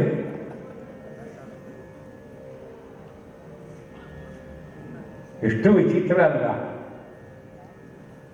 ಇನ್ನೊಂದು ಸರಿ ಅಂದ್ರೆ ಯಾಕೆ ಸ್ವಾಮಿ ಅಷ್ಟು ಕನಕಗೆ ನೀವು ಬೆಲೆ ಕೊಡ್ತೀರಿ ಅಂದ್ರೆ ಅವ್ರು ದೇವರನ್ನು ನೋಡ್ಯಾನಪ್ಪ ಅಂದ್ರು ವ್ಯಾಸರಾಜರು. ಏಕೆ ಶ್ರೀರಾಘವೇಂದ್ರ ಗುರವೇ ನಮೋ ಅತ್ಯಂತ ದಯಾಳು, ದೇವರನ್ನು ನೋಡ. ಹೌದಾ, ಹಾಗಾದ್ರೆ ನಮ್ಗೆ ತೋರಿಸ್ತಾನೆ ಅಂತ ಕೇಳಿ ತೋರಿಸ್ತಾನೆ, ನಾವು ನೋಡ್ಬೇಕು ಹೇಳಿ ಅಂದ. ಸರಿ ಕನಕ ಅಂದ್ರೆ ಗುರು. ಏನು ಗುರುಗಳೇ ಅಂದ. ಏನಿಲ್ಲ, ನಾಳೆ ಇವರೆಲ್ಲ ದೇವರನ್ನು ತೋರಿಸಿ ಇವರಿಗೆ ನೋಡ್ಬೇಕಂತ ಅಪೇಕ್ಷೆ ಪಟ್ಟಿದ್ದಾರೆ. ತೋರಿಸಿ ಆಯ್ತು ಗುರುಗಳೇ, ನೀವು ಹೇಳಿದ್ಮೇಲೆ ತೋರಿಸ್ತೀವಿ, ಯಾವಾಗ ಬರ್ಲಿಕ್ಕೆ ಹೇಳಿ ಅಂದ. ದೇವ್ರ ಪೂಜೆ ತಮಗೆ ಬಾ ಅಂತ ಹೇಳಿ. ಸರಿ ಅಂದ. ರಾತ್ರಿ ಕನಕ ಕರ್ದ. ಕೃಷ್ಣ ಅಂದ. ಏನಪ್ಪ, ಮೊದಲೇ ಅಗ್ರಿಮೆಂಟ್ ಮಾಡಾಗಿರ್ತಾರೆ ಕರ್ದ ಬರ್ಬೇಕು ಅಂದ. ಏನು ಹೇಳ್ದಂಗೆ ಕೇಳ್ಬೇಕು. 2ನೇ ಕಂಡೀಷನ್ ಏನು, ನೀ ನಾಳೆ ನಮ್ಮ ಗುರುಗಳು ಪೂಜೆ ಮಾಡುವಾಗ ಬಾ, ನೀ ಬರ್ಬೇಕಂತ ನಮ್ಮ ಗುರು ಹೇಳ್ಯಾರ. ಅವರೆಲ್ಲ ಅಲ್ಲಿದ್ದವರೆಲ್ಲ ನೋಡ್ಬೇಕಂತ. ಅವಶ್ಯವಾಗಿ ಬರ್ತೀನಿ. ದೇವರನ್ನ ಹೆಂಗೆ ಬರಲಿ ಹೇಳು, ಹೆಂಗನೇ ಬಾಪ ಅಂದ್ರು ಕನಕ. ಸರಿ. ವ್ಯಾಸ ಪ್ರವೃತ್ತಿಗಳು ಮರುದಿವಸ ಪೂಜೆ ಮಾಡ್ಲಿಕ್ಕೆ ಕೂತಾಗ ಎಲ್ಲರೂ ಕೈ ದೋಷ ನಿಂತಿದ್ರೆ ಆ ಮಠದಾಗಿದ್ದವರೆಲ್ಲ ದೇವರಿಗೆ ಬರ್ತಾನೆ ಆಗ ಬರ್ತಾನೆ ಹಿಂಗೆ ನೋಡ್ಕೊತ ನಿಂತಾರೆ. ಒಂದು ನಾಯಿ ಬಂತಿರು ಒಳಗೆ. ನಾಯಿ ಬಂದ ಕೂಡ ಇವರು ಮಡಿ ಮಾಡೋದು ಬಿಡ್ತಾರೆ ಅಂದ್ರೆ, ಓಡ್ಸ ನಾಯಿ ಬಂತು, ನೀವು ಓಡ್ಸೋದು ಓಡ್ ಹೋಯ್ತು. ಅಡಿಗೆ ಮಾಡೋರು ಕಡೆ ಹೋಯ್ತು. ಅಡಿಗೆ ಮಾಡೋರು ಸುಮ್ಮನೆ ಬಿಡ್ತಾರ, ಸೌಂಡ್ ತೊಗೊಂಡು ಯಾರು ಗಿಟ್ ಬಂದು ಹೊಡೆದು ಓಡಾಡ್ಬಿಡ್ತಾರೆ. ಗುರುಗಳೇ ತೋರಿಸ್ಲಿಲ್ಲ, ಕನಕ ದೇವರು ಎಲ್ಲಿ ಬಂದಿದ್ದ ಅಂದರು. ಯಾಕೋ ಕನಕ ದೇವರು ಬಂದಿಲ್ವಾ? ಬಂದಿದ್ದ ಗುರುಗಳೇ. ಮತ್ತೆ ಯಾಕೆ ಕಾಣಿಸಿಲ್ಲ ಅಂದ್ರೆ ಅವ ಸ್ವಲ್ಪ ಮೈಲಿಗೆನೆ ಬಂದಿದ್ದ. ದೇವರಿಗೆ ಮೈಗೆ ಹೋಗ್ತೇನೆ. ದೇವರಿಗಲ್ರಿ, ಇವರಿಗಲ್ಲ, ನಾಯಿ ರೂಪದಿಂದ ಬಂದಿದ್ದ, ಓಡಿಸಿಬಿಟ್ಟಾರೆ ಇವರು ಅಂತ. ಅದಕ್ಕೆ ಅವರು ಅಡಿಗೆ ಮಾಡೋರು ಹೊಡೆದಿದ್ದಿರಲ್ಲ. ಮತ್ತೆ ರಾತ್ರಿ ಕೇಳ್ತಾರೆ ಕನಕ ದೇವರಿಗೆ, ಏನು ಅಂದರೆ, ದೊಡ್ಡ ಬಾಲದ ನಾಯಕರೇ ನೀವೇನೇನೂಟ ಮಾಡಿದಿರಿ, ಅಡಿಗೆ ಮಾಡುವ ಸೌಟಿಲೆ ಹೊಡೆದರೆ ಕೈಕುಣಿ ರಾಘವ ಮಾಡುವರಿ. ದೊಡ್ಡ ಬಾಲದ ನಾಯಕರೇ ನೀವೇನೇನೂಟ ಮಾಡಿದಿರಿ. ಎಲ್ಲ ಮಂದಿ ಗುರುಗಳೇ ನಾಳೆ ಬರ್ಲಿಕ್ಕೆ ಹೇಳ್ರಿ, ಮತ್ತೊಮ್ಮೆ ನೋಡ್ತೀವಿ, ನಾವು ನೋಡ್ಬೇಕು ದೇವರನ್ನ. ಕನಕ ಏನು ಗುರುಗಳೇ, ನಾಳೆಗೆ ಮತ್ತೆ ಕರಿ ನೀನು ದೇವರನ್ನ. ಅವಶ್ಯಕತೆ ಸ್ವಾಮಿ. ಹೆಂಗೆ ಕರೀಲಿ ಸ್ವಾಮಿ? ಸೊ ಮಡೀಲೇ ಬಾ ಅಂತ ಹೇಳಿ. ಸರಿ ಸರಿ ಅಲ್ಲ ಕನಕ. ಮತ್ತೆ ರಾತ್ರಿ ಕೃಷ್ಣ ಏನು ಮತ್ತೆ ನಮ್ಮ ಗುರುಗಳು ಕರಿತಾರೆ, ಪಾಪ ಹೆಂಗೆ ಬರಲಿ, ಸ್ವಲ್ಪ ಮಡೀಲೇ ಬಾ, ನಾಳೆ ಮಡಿ ಮಂದಿ ಭಾಳ ಇರ್ತಾರೆ ನಿಮಗೆ. ನಮಗೆ ಯಾರು ಮಡಿ ಮಾಡ್ತಾರ ಅಂತ ಕರೆಯಂಗಿಲ್ಲ. ನಮ್ಗೆ ಏನಂತ ಕರೀತಾರೆ ಗೊತ್ತಾ? ಮಡಿ ಮೈಲಿಗೆ ಮಾಡೋರು ಅಂತ. ಅಂದ್ರೆ ಏನರ್ಥ? ಮಡಿ ಮಾಡೋರಲ್ಲ, ನಾವೇನು ಮಾಡೋರು? ಮಡಿ ಮೈಲಿಗೆ ಮಾಡಿಟ್ಟು ಬಿಡೋರು. ಹೌದಾ? ನಿಜವಾಗಿ ಮಡಿ ಮಾಡೋರು ಬೇರೆ, ಮಡಿ ಮಾಡಿಸೋರು ಬೇರೆ. ಕೊಟ್ಟ ನಾನು ಅನಂತ ಮಡಿ ಮಾಡಿ ಕೊಡುವ ಅವ ನಮ್ಮ ದೇವರು ನಮಗೆ ಮಡಿ ಮಾಡ್ತಾರೆ. ಜ್ಞಾನಿಗಳು ನಮಗೆ ಮಡಿ ಮಾಡ್ತಾರೆ. ಸರಿ ಅಂತ ಹೇಳಿ ಪರಮಾತ್ಮ ಎಲ್ಲರೂ ಮರದಿ ನಿಂತಿದ್ದು ನಿಂತು ಹಿಂಗೆ ನೋಡ್ಲಿಕ್ಕತ್ತಾರೆ. ಅವಾಗೇನಾಯ್ತು ಅಂದರೆ ಎಲ್ಲರೂ ದೊಡ್ಡ ಕೃಷ್ಣ ಸರ್ಪ ಬಂತು. ಈಗ ಹೊರಗೆ ಹಿಂಗೆ ಬಂತು. ಯಾರು ನಿಂದಿರ್ತಾರೆ? ಕೃಷ್ಣ ಸರ್ಪ ದೊಡ್ಡ ಹಾವು ಬಂದರೆ ನಾವು ಓಡು, ನೀ ಓಡು. ಅವ್ರ ಪಂಜಾ ಒಂದ್ ಕಡೆ, ಇವ್ರ ಥಾಲಿ ಒಂದ್ ಕಡೆ, ಅವ್ರ ಜನವಾರ ಒಂದ್ ಕಡೆ ಹೋಯ್ತು, ಇವ್ರ ಜೂಟ್ ಒಂದ್ ಕಡೆ ಹೋಯ್ತು. ದಾಡ ಬಾಳ ಓಡ್, ನಾ ಓಡ್, ನೀ ಓಡ್. ಅವಾಗ ಕೊನೆಗೆ ಇದ್ದವರು 3 ಜನ ವ್ಯಾಸರಾಜ ಪ್ರವೃತ್ತಿಗಳು, ಅಪರೋಕ್ಷಿ ಕೃತಶೀಷರು. ಮೊದಲೇ ಬಂಗಾರದ ಪಾತ್ರೆಯಲ್ಲಿ ಹಾಲು ತರಿಸಿಟ್ಟಿದ್ರಂತೆ. ಪರಮಾತ್ಮ ನೇರವಾಗಿ ಬಂದ, ಆ ಪಾತ್ರೆಯಲ್ಲಿದ್ದ ಹಾಲನ್ನು ಸ್ವೀಕಾರ ಮಾಡ್ತಾ ಇದ್ದಾನೆ. ಅವಾಗ ಕನಕದಾಸರಂತಾರೆ, ಈತನೀಗ ವಾಸುದೇವನು, ಈತನೀಗ ವಾಸುದೇವನು ಲೋಕಗುರು, ಈತನೀಗ ವಾಸುದೇವನು. ಕನಕದಾಸರು ಎಂಥ ಮಹಾನುಭಾವರು, ಎಂಥವ್ರಿಗೆ ಕಾಣಿಕೆ ಕೊಟ್ಟಿದ್ದಲ್ಲ ವ್ಯಾಸರ. ಅವರು ಒಂದೊಂದು ಮಾತು ಅರ್ಥ ಆಗಲಿಲ್ಲ ಕನಕದಾಸರು. ಅದಕ್ಕೆ ಹರಿದಾಸ ಸಾಹಿತ್ಯದಲ್ಲಿ ಒಂದು ಗಾದಿ ಮಾತಿದೆ, ಏನು ಕನಕನ್ ಕೆಣಕ್ ಬೇಡ, ಕೆಣಕ್ ತಿಣಕ್ ಬೇಡ. ಯಾವನೊಬ್ಬ ಹೇಳಿದ್ದೆ, ಕನಕದಾಸರೇ ಎಮ್ಮೆ ಈತು ಅನ್ನೋದನ್ನು ಹೇಳಿದ್ದೆ. ಎಮ್ಮೆ ಈತು ನಿಮಗೆ ಶಬ್ದ ಗೊತ್ತಾಗಲಿಲ್ಲ, ಹೌದಾ? ಬಿಡಿ ಶಬ್ದ ಬೇಡ, ಏನು ಹೇಳ್ಬೇಕು? ಎಮ್ಮೆ ಹಡೀತು ನಮ್ಮ ಕಡೆ. ಎಮ್ಮೆ ಹಡೀತನ್ನ ಭಾಷೆ ನಿಮ್ಮ ಭಾಷೆಯಲ್ಲಿ ಹೇಳಿ ಅಂತ. ಕನಕದಾಸರು ಏನು ಹೇಳಿದ್ರು ಗೊತ್ತಾ? ನೀವು ಹೇಳಿದಿಷ್ಟೇ, ಏನು? ಎಮ್ಮೆ ಈತು ಅಥವಾ ಹಡೀತು ಅಂತ ಹೇಳಿ. ಅವರೇನು ಹೇಳಿದ್ದಾರೆ ಅಂದರೆ, ವಿರಾಟ್ ದೇಶದ ಅರಸನ ಹೆಂಡತಿಯ ತಮ್ಮನ ಕತ್ತಲೆ ಮನೆಯಲ್ಲಿ ಗುದ್ದಿದವನ ಅಗ್ರಜನ ಪಿತನ ವಾಹನನ ಪತ್ನಿ ಪ್ರಸವಿಸಿದಳು ಅಂತ. ಏನರ್ಥ ಆಗ್ತದ? ಕೇಳಲಿಕ್ಕೆ ಸಮ, ಅರ್ಥ ಆಗೋದು ಕಷ್ಟ, ಹೌದಾ ಇಲ್ಲ? ವಿರಾಟ್ ದೇಶದ ಅರಸನ, ವಿರಾಟ್ ರಾಜನ ಹೆಂಡತಿಯ ಸುದೇಶನೆಯ ತಮ್ಮನ ಕೀಚಕಣ್ಣನ ಕತ್ತಲೆ ಮೇಲೆ ಗುದ್ದಿದವನ ಭೀಮಸೇನ ದೇವರ ಅಗ್ರಜನ ಅಣ್ಣನ ಅಂದ್ರೆ ಧರ್ಮರಾಜನ ಅಪ್ಪಿತನ ಅಂದ್ರೆ ಏನರ್ಥ? ಯಮದೇವರ ಯಮಧರ್ಮರಾಜರ ವಾಹನ ಅಂದ್ರೆ ಕೋಣ, ಅವನ ಪತ್ನಿ ಅಂದ್ರೆ ಎಮ್ಮಿ ಪ್ರಸವಿಸಿತು ಅಂತ ಹೇಳಿ. ಬರೀ ಒಂದು ಕಾಯಿ ಮೇಲೆ ಮಾಡ್ಯಾರ, ಒಳ್ಳೆಕಾಯಿ ಮನೆ ಹಾಡು ಮಾಡ್ಯಾರ ಕನಕದಾಸರು. ನೀ ಹೀರೆಕಾಯಿ, ನೀ ನೆಲ್ಲಿಕಾಯಿ, ನೀ ಬದನೆಕಾಯಿ, ನೀ ಬೆಂಡೆಕಾಯಿ, ನೀ ಸೋರೆಕಾಯಿ, ಬರೇ ಕಾಯಿ ಮೇಲೆ ಮಾಡ್ಯಾರ ಹಾಡು. ನಾವೇನು ತಿಳ್ಬೋದು, ಹೇ ಕನಕದಾಸರಿಗೆ ಏನೂ ವಿಷಯ ಸಿಕ್ಕಿಲ್ಲ, ಕಾಯಿ ಮೇಲೆ ಹೇಳಿಬಿಟ್ಟಿದ್ದಾರೆ ಅಂತ. ಅವರಂತ ನೀ ಹೀರೆಕಾಯಿ, ನೀ ನೆಲ್ಲಿಕಾಯಿ ಅಂತ. ನೀ ನೆಲ್ಲಿಕಾಯಿ ಅಂದ್ರೆ ಏನು? ನೀನು ನಮ್ಮನ್ನ ಎಲ್ಲೆಲ್ಲಿಯೂ ಕಾಯಿ ಈಸಿಕೊಳ್ತೇನೇನು? ನೆಲ್ಲಿಕಾಯಿ. ನೀ ಹೀರೆಕಾಯಿ ಅಂದ್ರೆ, ಹೀರೆಕಾಯಿ ಅಂದ್ರೆ ಏನು? ಬೋಂಡ ಮಾಡೋ ಹೀರೆಕಾಯಿ ಅಲ್ಲ. ಕೆಲವು ಮಾಡ್ತಾರೆ ಹೀರೆಕಾಯಿ ತಂದು ಬೋಂಡ ಮಾಡ್ತಾರೆ, ಬಜ್ಜಿ ಮಾಡೋ ಅಂತ ಮಾಡ್ತಾರೆ, ಅದಲ್ಲ. ಹೀರೆಕಾಯಿ ಅಂದ್ರೆ ಏನು? ಕನಕದಾಸರ ಅಭಿಪ್ರಾಯದಲ್ಲಿ ಹೀರೆಕಾಯಿ ಅಂದ್ರೆ, ಸ್ವಾಮಿ ನೀನು ನಮ್ಮಲ್ಲಿರ್ತಕ್ಕಂಥ ಕಾಮ ಕ್ರೋಧ ಮದ ಮತ್ಸರವನ್ನ ಹೀರಿ ಪ್ಲಸ್ ಕಾಯಿ ಇಸಿಕೊಟ್ಟು ಹೀರೆಕಾಯಿ ಅಂತ. ಒಂದಿನ ಕನಕದಾಸರ ಬೆಳಿಗ್ಗೆ ಹಿಂಗೆ ಕೊಟ್ಟಿದ್ದಾನೆ, ಬೆಳಗಿನ ಜಾವ ವಿಜಯನಗರದಲ್ಲಿ ಹಿಂಗೆ ಹೋಗ್ತಾ ಇದ್ದೆ. ನಾನು ಒಬ್ಬ ಯಾರು ಮಾಡ ಕನಕದಾಸರು ಎಲ್ಲಿ ಹೋಗ್ತಾ ಇದ್ದೀರಿ ಅಂತ ಕೇಳ್ದ. ಅದಕ್ಕೆ ಕನಕದಾಸರು ಅಂತ, ಯಾವನ್ ಹೆಂಡತಿನೋ ಯಾವನೇ ಎತ್ಕೊಂಡು ಹೋದ, ಅವಳು ಹುಡ್ಕೊಂಡು ಯಾವನೋ ಹೋದ, ಅವ್ರ ಅಪ್ಪನ ಹುಡ್ಕೊಂಡು ನಾವು ಹೊರ್ತೀವಿ. ಇದಾಕೊಂಡು ಮೆಂಟಲ್ ಕೇಸ್ ಅದ. ನಾ ಕೇಳಿದ್ದೇನೆ, ಎಲ್ಲಿಗೆ ಹೋಗ್ತಾ ಇದ್ದೀನಿ? ಸುಮ್ಮನೆ ಸರಳ ಹೇಳ್ಬೇಕಂತ ಹಿಂಗೆ ಹೇಳ್ಬೇಕು. ಏನರ್ಥ ಅದು? ಯಾವನ್ ಹೆಂಡತಿನೋ ಯಾವನೋ ಎತ್ಕೊಂಡು ಹೋದ.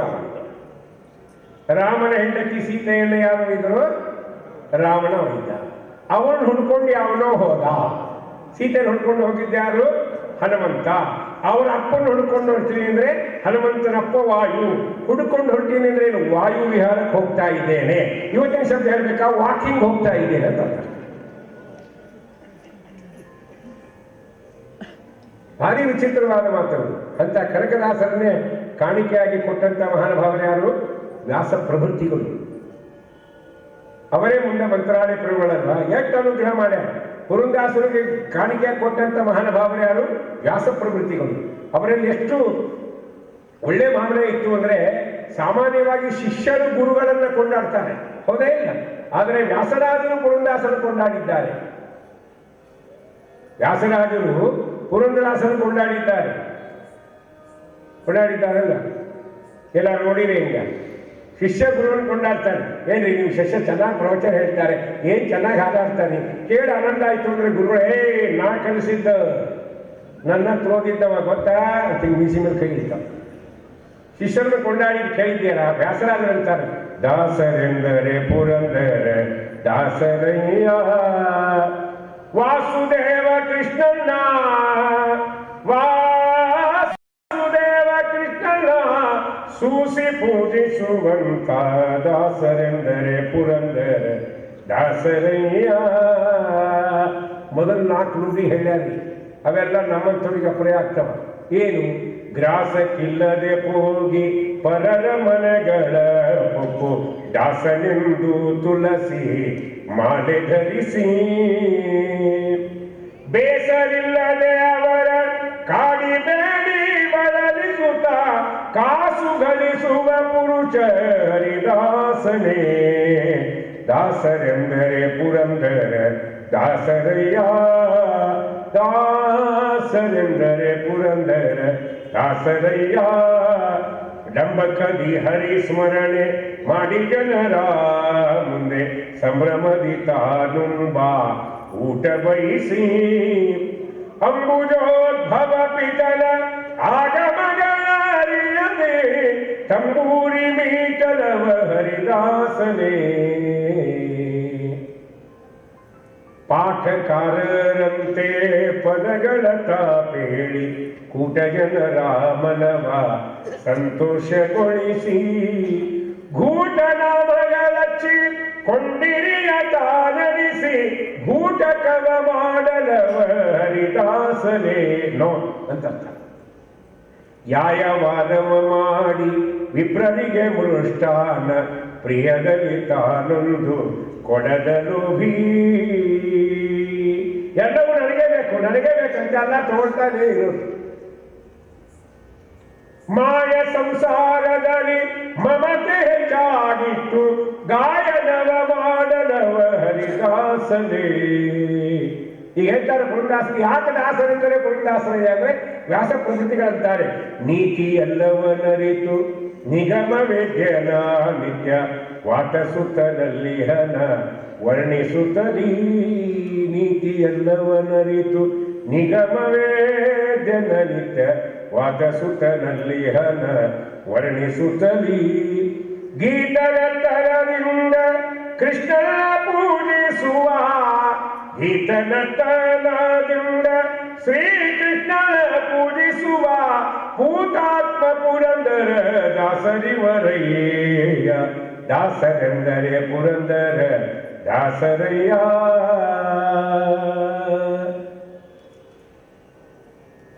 ಅದಕ್ಕೆ ಕೊಂಡಾಡಿದ್ದಾರೆ ದಾಸರಾಜರು ಪುರಂದಾಸರನ್ನ. ಎಂದು ಶಿಷ್ಯರನ್ನ ಕೊಂಡಾಡಿದಕ್ಕೆ ಬಹಳ ಕಡಿಮೆ ಇದೆ, ಕಡಿಮೆ ಇಲ್ಲ. ಇವರು ಕೊಂಡಾಡಿದ್ದಾರೆ ಮಹಾನುಭಾವ. ಅದಕ್ಕೆ ಅವರ ಮನಸ್ಸು ಹೆಂಗಿದೆ ಅಂದರೆ ನಮೋ ಅತ್ಯಂತ ದಯಾಳುವೆ. ರಾಯನ ಮನಸ್ಸು ಎಷ್ಟು ತೆಳ್ಳಗಿದೆ, ಎಷ್ಟು ಹಗರಾಗಿದೆ ಅಂತ ನಮಗೆ ಗೊತ್ತಾಗಬೇಕಾದ್ರೆ ನಮಗೆ ಗೊತ್ತಾಗಲ್ಲ. ಅದು ಅವರ ಪಕ್ಕದಲ್ಲಿ ಕೂತಾರಲ್ಲ ಮಹಾನುಭಾವರು, ಯಾರು ವಾದೀಂದ್ರ ಪ್ರಭುಗಳು, ಅವ್ರು ಹೇಳ್ತಾರೆ ಗುರುಗುಣ ಸ್ತವನ ಅಂತ ಒಂದು ಗ್ರಂಥ ಮಾಡ್ಯಾರ, ಗುರುಗಳ ಸ್ತೋತ್ರ ಮಾಡ್ಯಾರ. 30 ಶ್ಲೋಕಗಳಿಂದ ಗುರುಗುಣ ಸ್ತವನವನ್ನ ಸ್ತೋತ್ರ ಅವರು ರಚನೆ ಮಾಡಿದ ಮೇಲೆ ವೃಂದಾವನದ ನಿಂತು ರಾಯನದ ನಿಂತು ಅದನ್ನು ಪಾರಾಯಣ ಮಾಡಿದರೆ ಆ ವೃಂದಾವನ 3 ಸತಿ ತಲೆ ಹಾಕ್ತಂತ್ರಿ ಅದು ಆ ಸ್ತೋತ್ರ ಕೇಳಿ. ಅದರಲ್ಲಿ ಒಂದು ಮಾತು ಹೇಳ್ತಾರೆ ವಾದೀಂದ್ರ ಪ್ರಭುಗಳು. ಏನ್ ಹೇಳ್ತಾರೆ ಅಂದ್ರೆ, ರಾಯರ ಮನಸ್ಸು ಎಷ್ಟು ಮೃದು ಇದೆ ಅನ್ನಕ್ಕೆ ಒಂದು ದೃಷ್ಟಾಂತ ಕೊಡ್ತಾರೆ. ಏನದು? ಅವ್ರು ಹೇಳ್ತಾರೆ, ಜಗತ್ತಿನಲ್ಲಿ ಅತಿ ಮೃದುವಾದ ವಸ್ತು ಅಂದ್ರೆ ಯಾವುದು? ಅತ್ಯಂತ ಮೃದುವಾದ ವಸ್ತು ಬೆಣ್ಣೆ. ಬೆಣ್ಣೆಗಿಂತ ಮೃದುವಾದ ವಸ್ತು ಬೇರೆ ಯಾವುದು ಇಲ್ಲ. ಅತ್ಯಂತ ಮೃದುವಾದ ವಸ್ತು ಅಂದ್ರೆ ಬೆಣ್ಣೆ. ಅದಕ್ಕೆ ವಾದೀಂದ್ರ ತೀರ್ಥ ಹೇಳ್ತಾರೆ, ನಮ್ಮ ಗುರುಗಳ ಮನಸ್ಸು ಎಷ್ಟು ಮೆತ್ತಿಗಿದೆ ಅಂದ್ರೆ, ಒಂದು ತಟ್ಟೆ ಒಳಗೆ ಬೆಣ್ಣೆ ಇಡಬೇಕಂತ. ತಟ್ಟೆ ಒಂದು ಭಾಗದಲ್ಲಿ ತಗಡಿ ತರಿಸಿ ಒಂದು ಭಾಗದಲ್ಲಿ ಬೆಣ್ಣೆ ಇಡಬೇಕಂತ, ಇನ್ನೊಂದು ಭಾಗದಲ್ಲಿ ರಾಯರ ಮನಸ್ಸು ಅಂತ ಇಡಬೇಕಂತ. ಇಟ್ಟಾಗ ಏನಾಗುತ್ತೆ ಅಂದ್ರೆ, ಯಾವುದು ಹಗರವಾಗಿತ್ತಂದ್ರೆ ರಾಯರ ಮನಸ್ಸು ಹಗರವಾಗಿ ರಾಯರ ಮನಸ್ಸಿನ ಎದುರುಗಡೆ ಬೆಣ್ಣೆ ಕಬ್ಬಿಣದಂತೆ ಇದೆ. ಅಷ್ಟು ಸುಂದರವಾದ ಮನಸ್ಸುಳ್ಳಂತ ಮಹಾನುಭಾವರು ಮಂತ್ರಾಲಯ ಪ್ರಭುಗಳು. ಅದಕ್ಕೆ ಜ್ಞಾನಿಗಳಂತಾರೆ, ನೋಡೆಲೇ ಮನವೇ ಕೊಂಡಾಡು ಗುರುಗಳ ಪಾದ, ಈಡಿಲ್ಲವೋ ಪುಣ್ಯಕ್ಕೆ. ನೋಡೆಲೇ ಮನವೇ, ನೋಡೋದಂದ್ರೆ ಏನು? ಇದು ಸಿಕ್ಕಾದ ನೋಡೋದು. ಜಯರಾಜರ ನೋಡಿನೋ ಅಂದ್ರೆ ನೋಡೋದಂದ್ರೆ ಏನು? ಅವರು ವೃಂದಾವನ ನೋಡಿ ದರ್ಶನ ಮಾಡೋದು ಅಂತ. ಹೌದಾ? ನಿಜವಾಗಿ ನೋಡೋದಂದ್ರೇನು? ಅವರು ಮಾಡಿದ ಕೃತಿಗಳನ್ನ ನೋಡು ಅಂತ ಅರ್ಥ. ಅವಾಗೆ ನಿಜವಾಗಿ ಅವರನ್ನು ನೋಡಬೇಕು. ಇವತ್ತು ರಾಯರು ಬಹಳ ದೊಡ್ಡವರು ಅನ್ನೋದು ಸಿದ್ಧ, ಅದರಲ್ಲಿ ಪ್ರಶ್ನೆ ಇಲ್ಲ. ರಾಯರು ಹೆಂಗೆ ದೊಡ್ಡವರು ಅಂತ ನಮಗೆ ಅರ್ಥ ಆಗಬೇಕಾದ್ರೆ ಅವರ ಚರಿತ್ರೆಯನ್ನು ತಿಳಿಬೇಕು. ಅವಾಗ ರಾಯರು ದೊಡ್ಡವರು ಅಂತ ಅನಿಸುತ್ತೆ. ರಾಯರು ಅದಕ್ಕಿಂತಲೂ ದೊಡ್ಡವರು ಅಂತ ಅರ್ಥ ಆಗಬೇಕಾದ್ರೆ ಅವರ ಸ್ತೋತ್ರವನ್ನ ಚೆನ್ನಾಗಿ ಅಭ್ಯಾಸ ಮಾಡಬೇಕು. ಧೀರೇಂದ್ರ ತೀರ್ಥರು ವ್ಯಾಖ್ಯಾನ ಮಾಡ್ಯಾರ ರಾಯರ ಸ್ತೋತ್ರಕ್ಕೆ, ಅದನ್ನು ಚೆನ್ನಾಗಿ ತಿಳಿಬೇಕು. ಅವಾಗ ತಪ್ಪ ರಾಯರು ನಿಜವಾಗಲೂ ಎಷ್ಟು ದೊಡ್ಡವರು, ಬಾಬಾ ನಾಯಿ ಅಂತ ತಿಳ್ಕೊಂಡಿದ್ದೆ ಭಾರಿ ದೊಡ್ಡವರು. ನಿಜವಾಗಲೂ ರಾಯರು ಇನ್ನೂ ದೊಡ್ಡವರು ಅಂತ ಅರ್ಥ ಬೇಕಾದ್ರೆ ಅವರು ಮಾಡಿದ ಗ್ರಂಥಗಳನ್ನು ತಿಳಿದಾಗ ಮಾತ್ರ ಏನಾಗುತ್ತೆ ಅವರೆಷ್ಟು ದೊಡ್ಡವರು ಅಂತ. ರಾಯರು ಪ್ರಾತಃ ಸಂಕಲ್ಪ ಗದ್ಯ ಹೌದಾ, ವಾಯುದೇವರ ಮಹಿಮೆಯನ್ನು ವಿಚಿತ್ರವಾಗಿ ಹೇಳಿದ್ದಾರೆ. ಆ ಪ್ರಾತಃ ಸಂಕಲ್ಪ ಗದ್ಯ ಹೆಂಗಿದೆ ಅಂದರೆ ಸಂಪುಷ್ಟ ಇದ್ದಂಗಿದೆ. ಸಂಪುಷ್ಟ ಅಂತಿತ್ತು ದೇವರ ಸಂಪುಷ್ಟ. ಮೇಲೊಂದು ಭಾಗ ಇರುತ್ತೆ, ಕೆಳಗೊಂದು ಭಾಗ ಇರುತ್ತೆ, ಮಧ್ಯದಲ್ಲಿ ಏನಿರ್ತದೆ ಶಾಲಿಗ್ರಾಮ ಇರುತ್ತೆ. ಹೌದಾ, ಸಂಪುಟ ಹಿಂಗೆ ತೆಗೆದ್ರೆ ಮೇಲೊಂದು.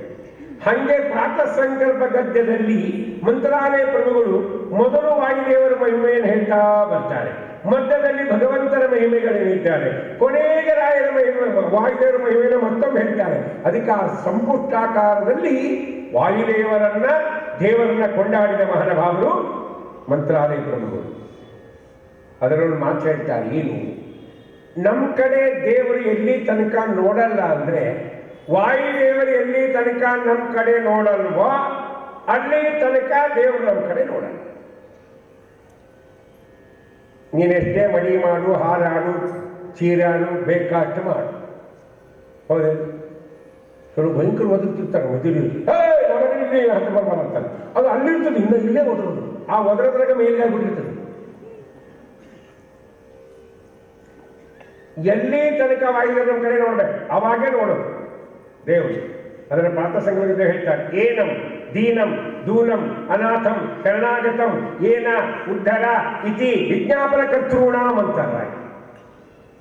ಹನುಮಪ್ಪ ಹೇಳ್ಬೇಕು ನಮ್ಮ ಬಗ್ಗೆ, ಪರಮಾತ್ಮನಿಗೆ ಇವನು ಉದ್ಧಾರ ಮಾಡು, ದೀನನಾಗಿದ್ದಾನೆ, ದೂರನಾಗಿದ್ದಾನೆ, ಅನಾಥನಾಗಿದ್ದಾನೆ, ಶರಣಾಗತಿ ಹೊಂದಿದ್ದಾನೆ ಅಂತ ಹೇಳಿದಾಗ ದೇವರು ನಮ್ಮ ಕಡೆ ನೋಡ್ತಾನೆ. ಅದಕ್ಕೇನು ದೃಷ್ಟ ಅಂತ ಅಂದ್ರೆ ರಾಮನಿಗೂ ಸುಗ್ರೀವನಿಗೂ ಸಖ್ಯ ಮಾಡಿಸಿದ್ರು ಹನುಮಂತ ದೇವರು. ಮಾಡಿಸಿದ್ರೆ ಅವಾಗ ಅಗ್ನಿ ಸಾಕ್ಷಿಯಾಗಿ ಕೈ ಹಿಡಿದು. ಇನ್ನೊಂದು ವಿಚಿತ್ರವಾದ ಮಾತು ಹೇಳ್ತಾರೆ ಮಂತ್ರಾಲಯ ಹೋಗ್ಗಳು, ಏನಂದರೆ ಈಗ ಸ್ನೇಹ ಆಗಬೇಕಾದ್ರೆ ಸಮಾನ ಅಂತಸ್ತಿನಲ್ಲಿ ಆದರೆ ಸ್ನೇಹ ಬಹಳ ದಿವಸ ಉಳಿತದೆ, ಸಮಾನ ಅಂತಸ್ತಿನಲ್ಲಿ ಮದುವೆ ಆದರೆ ಬಹಳ ದಿವಸ ಉಳಿತದಿಲ್ಲ. ನೀವು ಹುಡುಗಿನೂ ಇಂಜಿನಿಯರ್ ಇರಬೇಕು, ಹುಡುಗನೂ ಇಂಜಿನಿಯರ್ ಇರಬೇಕು. ಹೌದಾ, ಅವರಪ್ಪನೂ ಆಫೀಸರ್ ಇರಬೇಕು, ಅಷ್ಟೇ ನಿಮಗೆ ಗೊತ್ತದ, ಮುಂದಿನ ಹೇಳ್ಬೇಕು. ಹೌದಿಲ್ಲ, ಅದಕ್ಕೆ ಇವರಪ್ಪನೂ ಆಫೀಸರ್ ಇರಬೇಕು.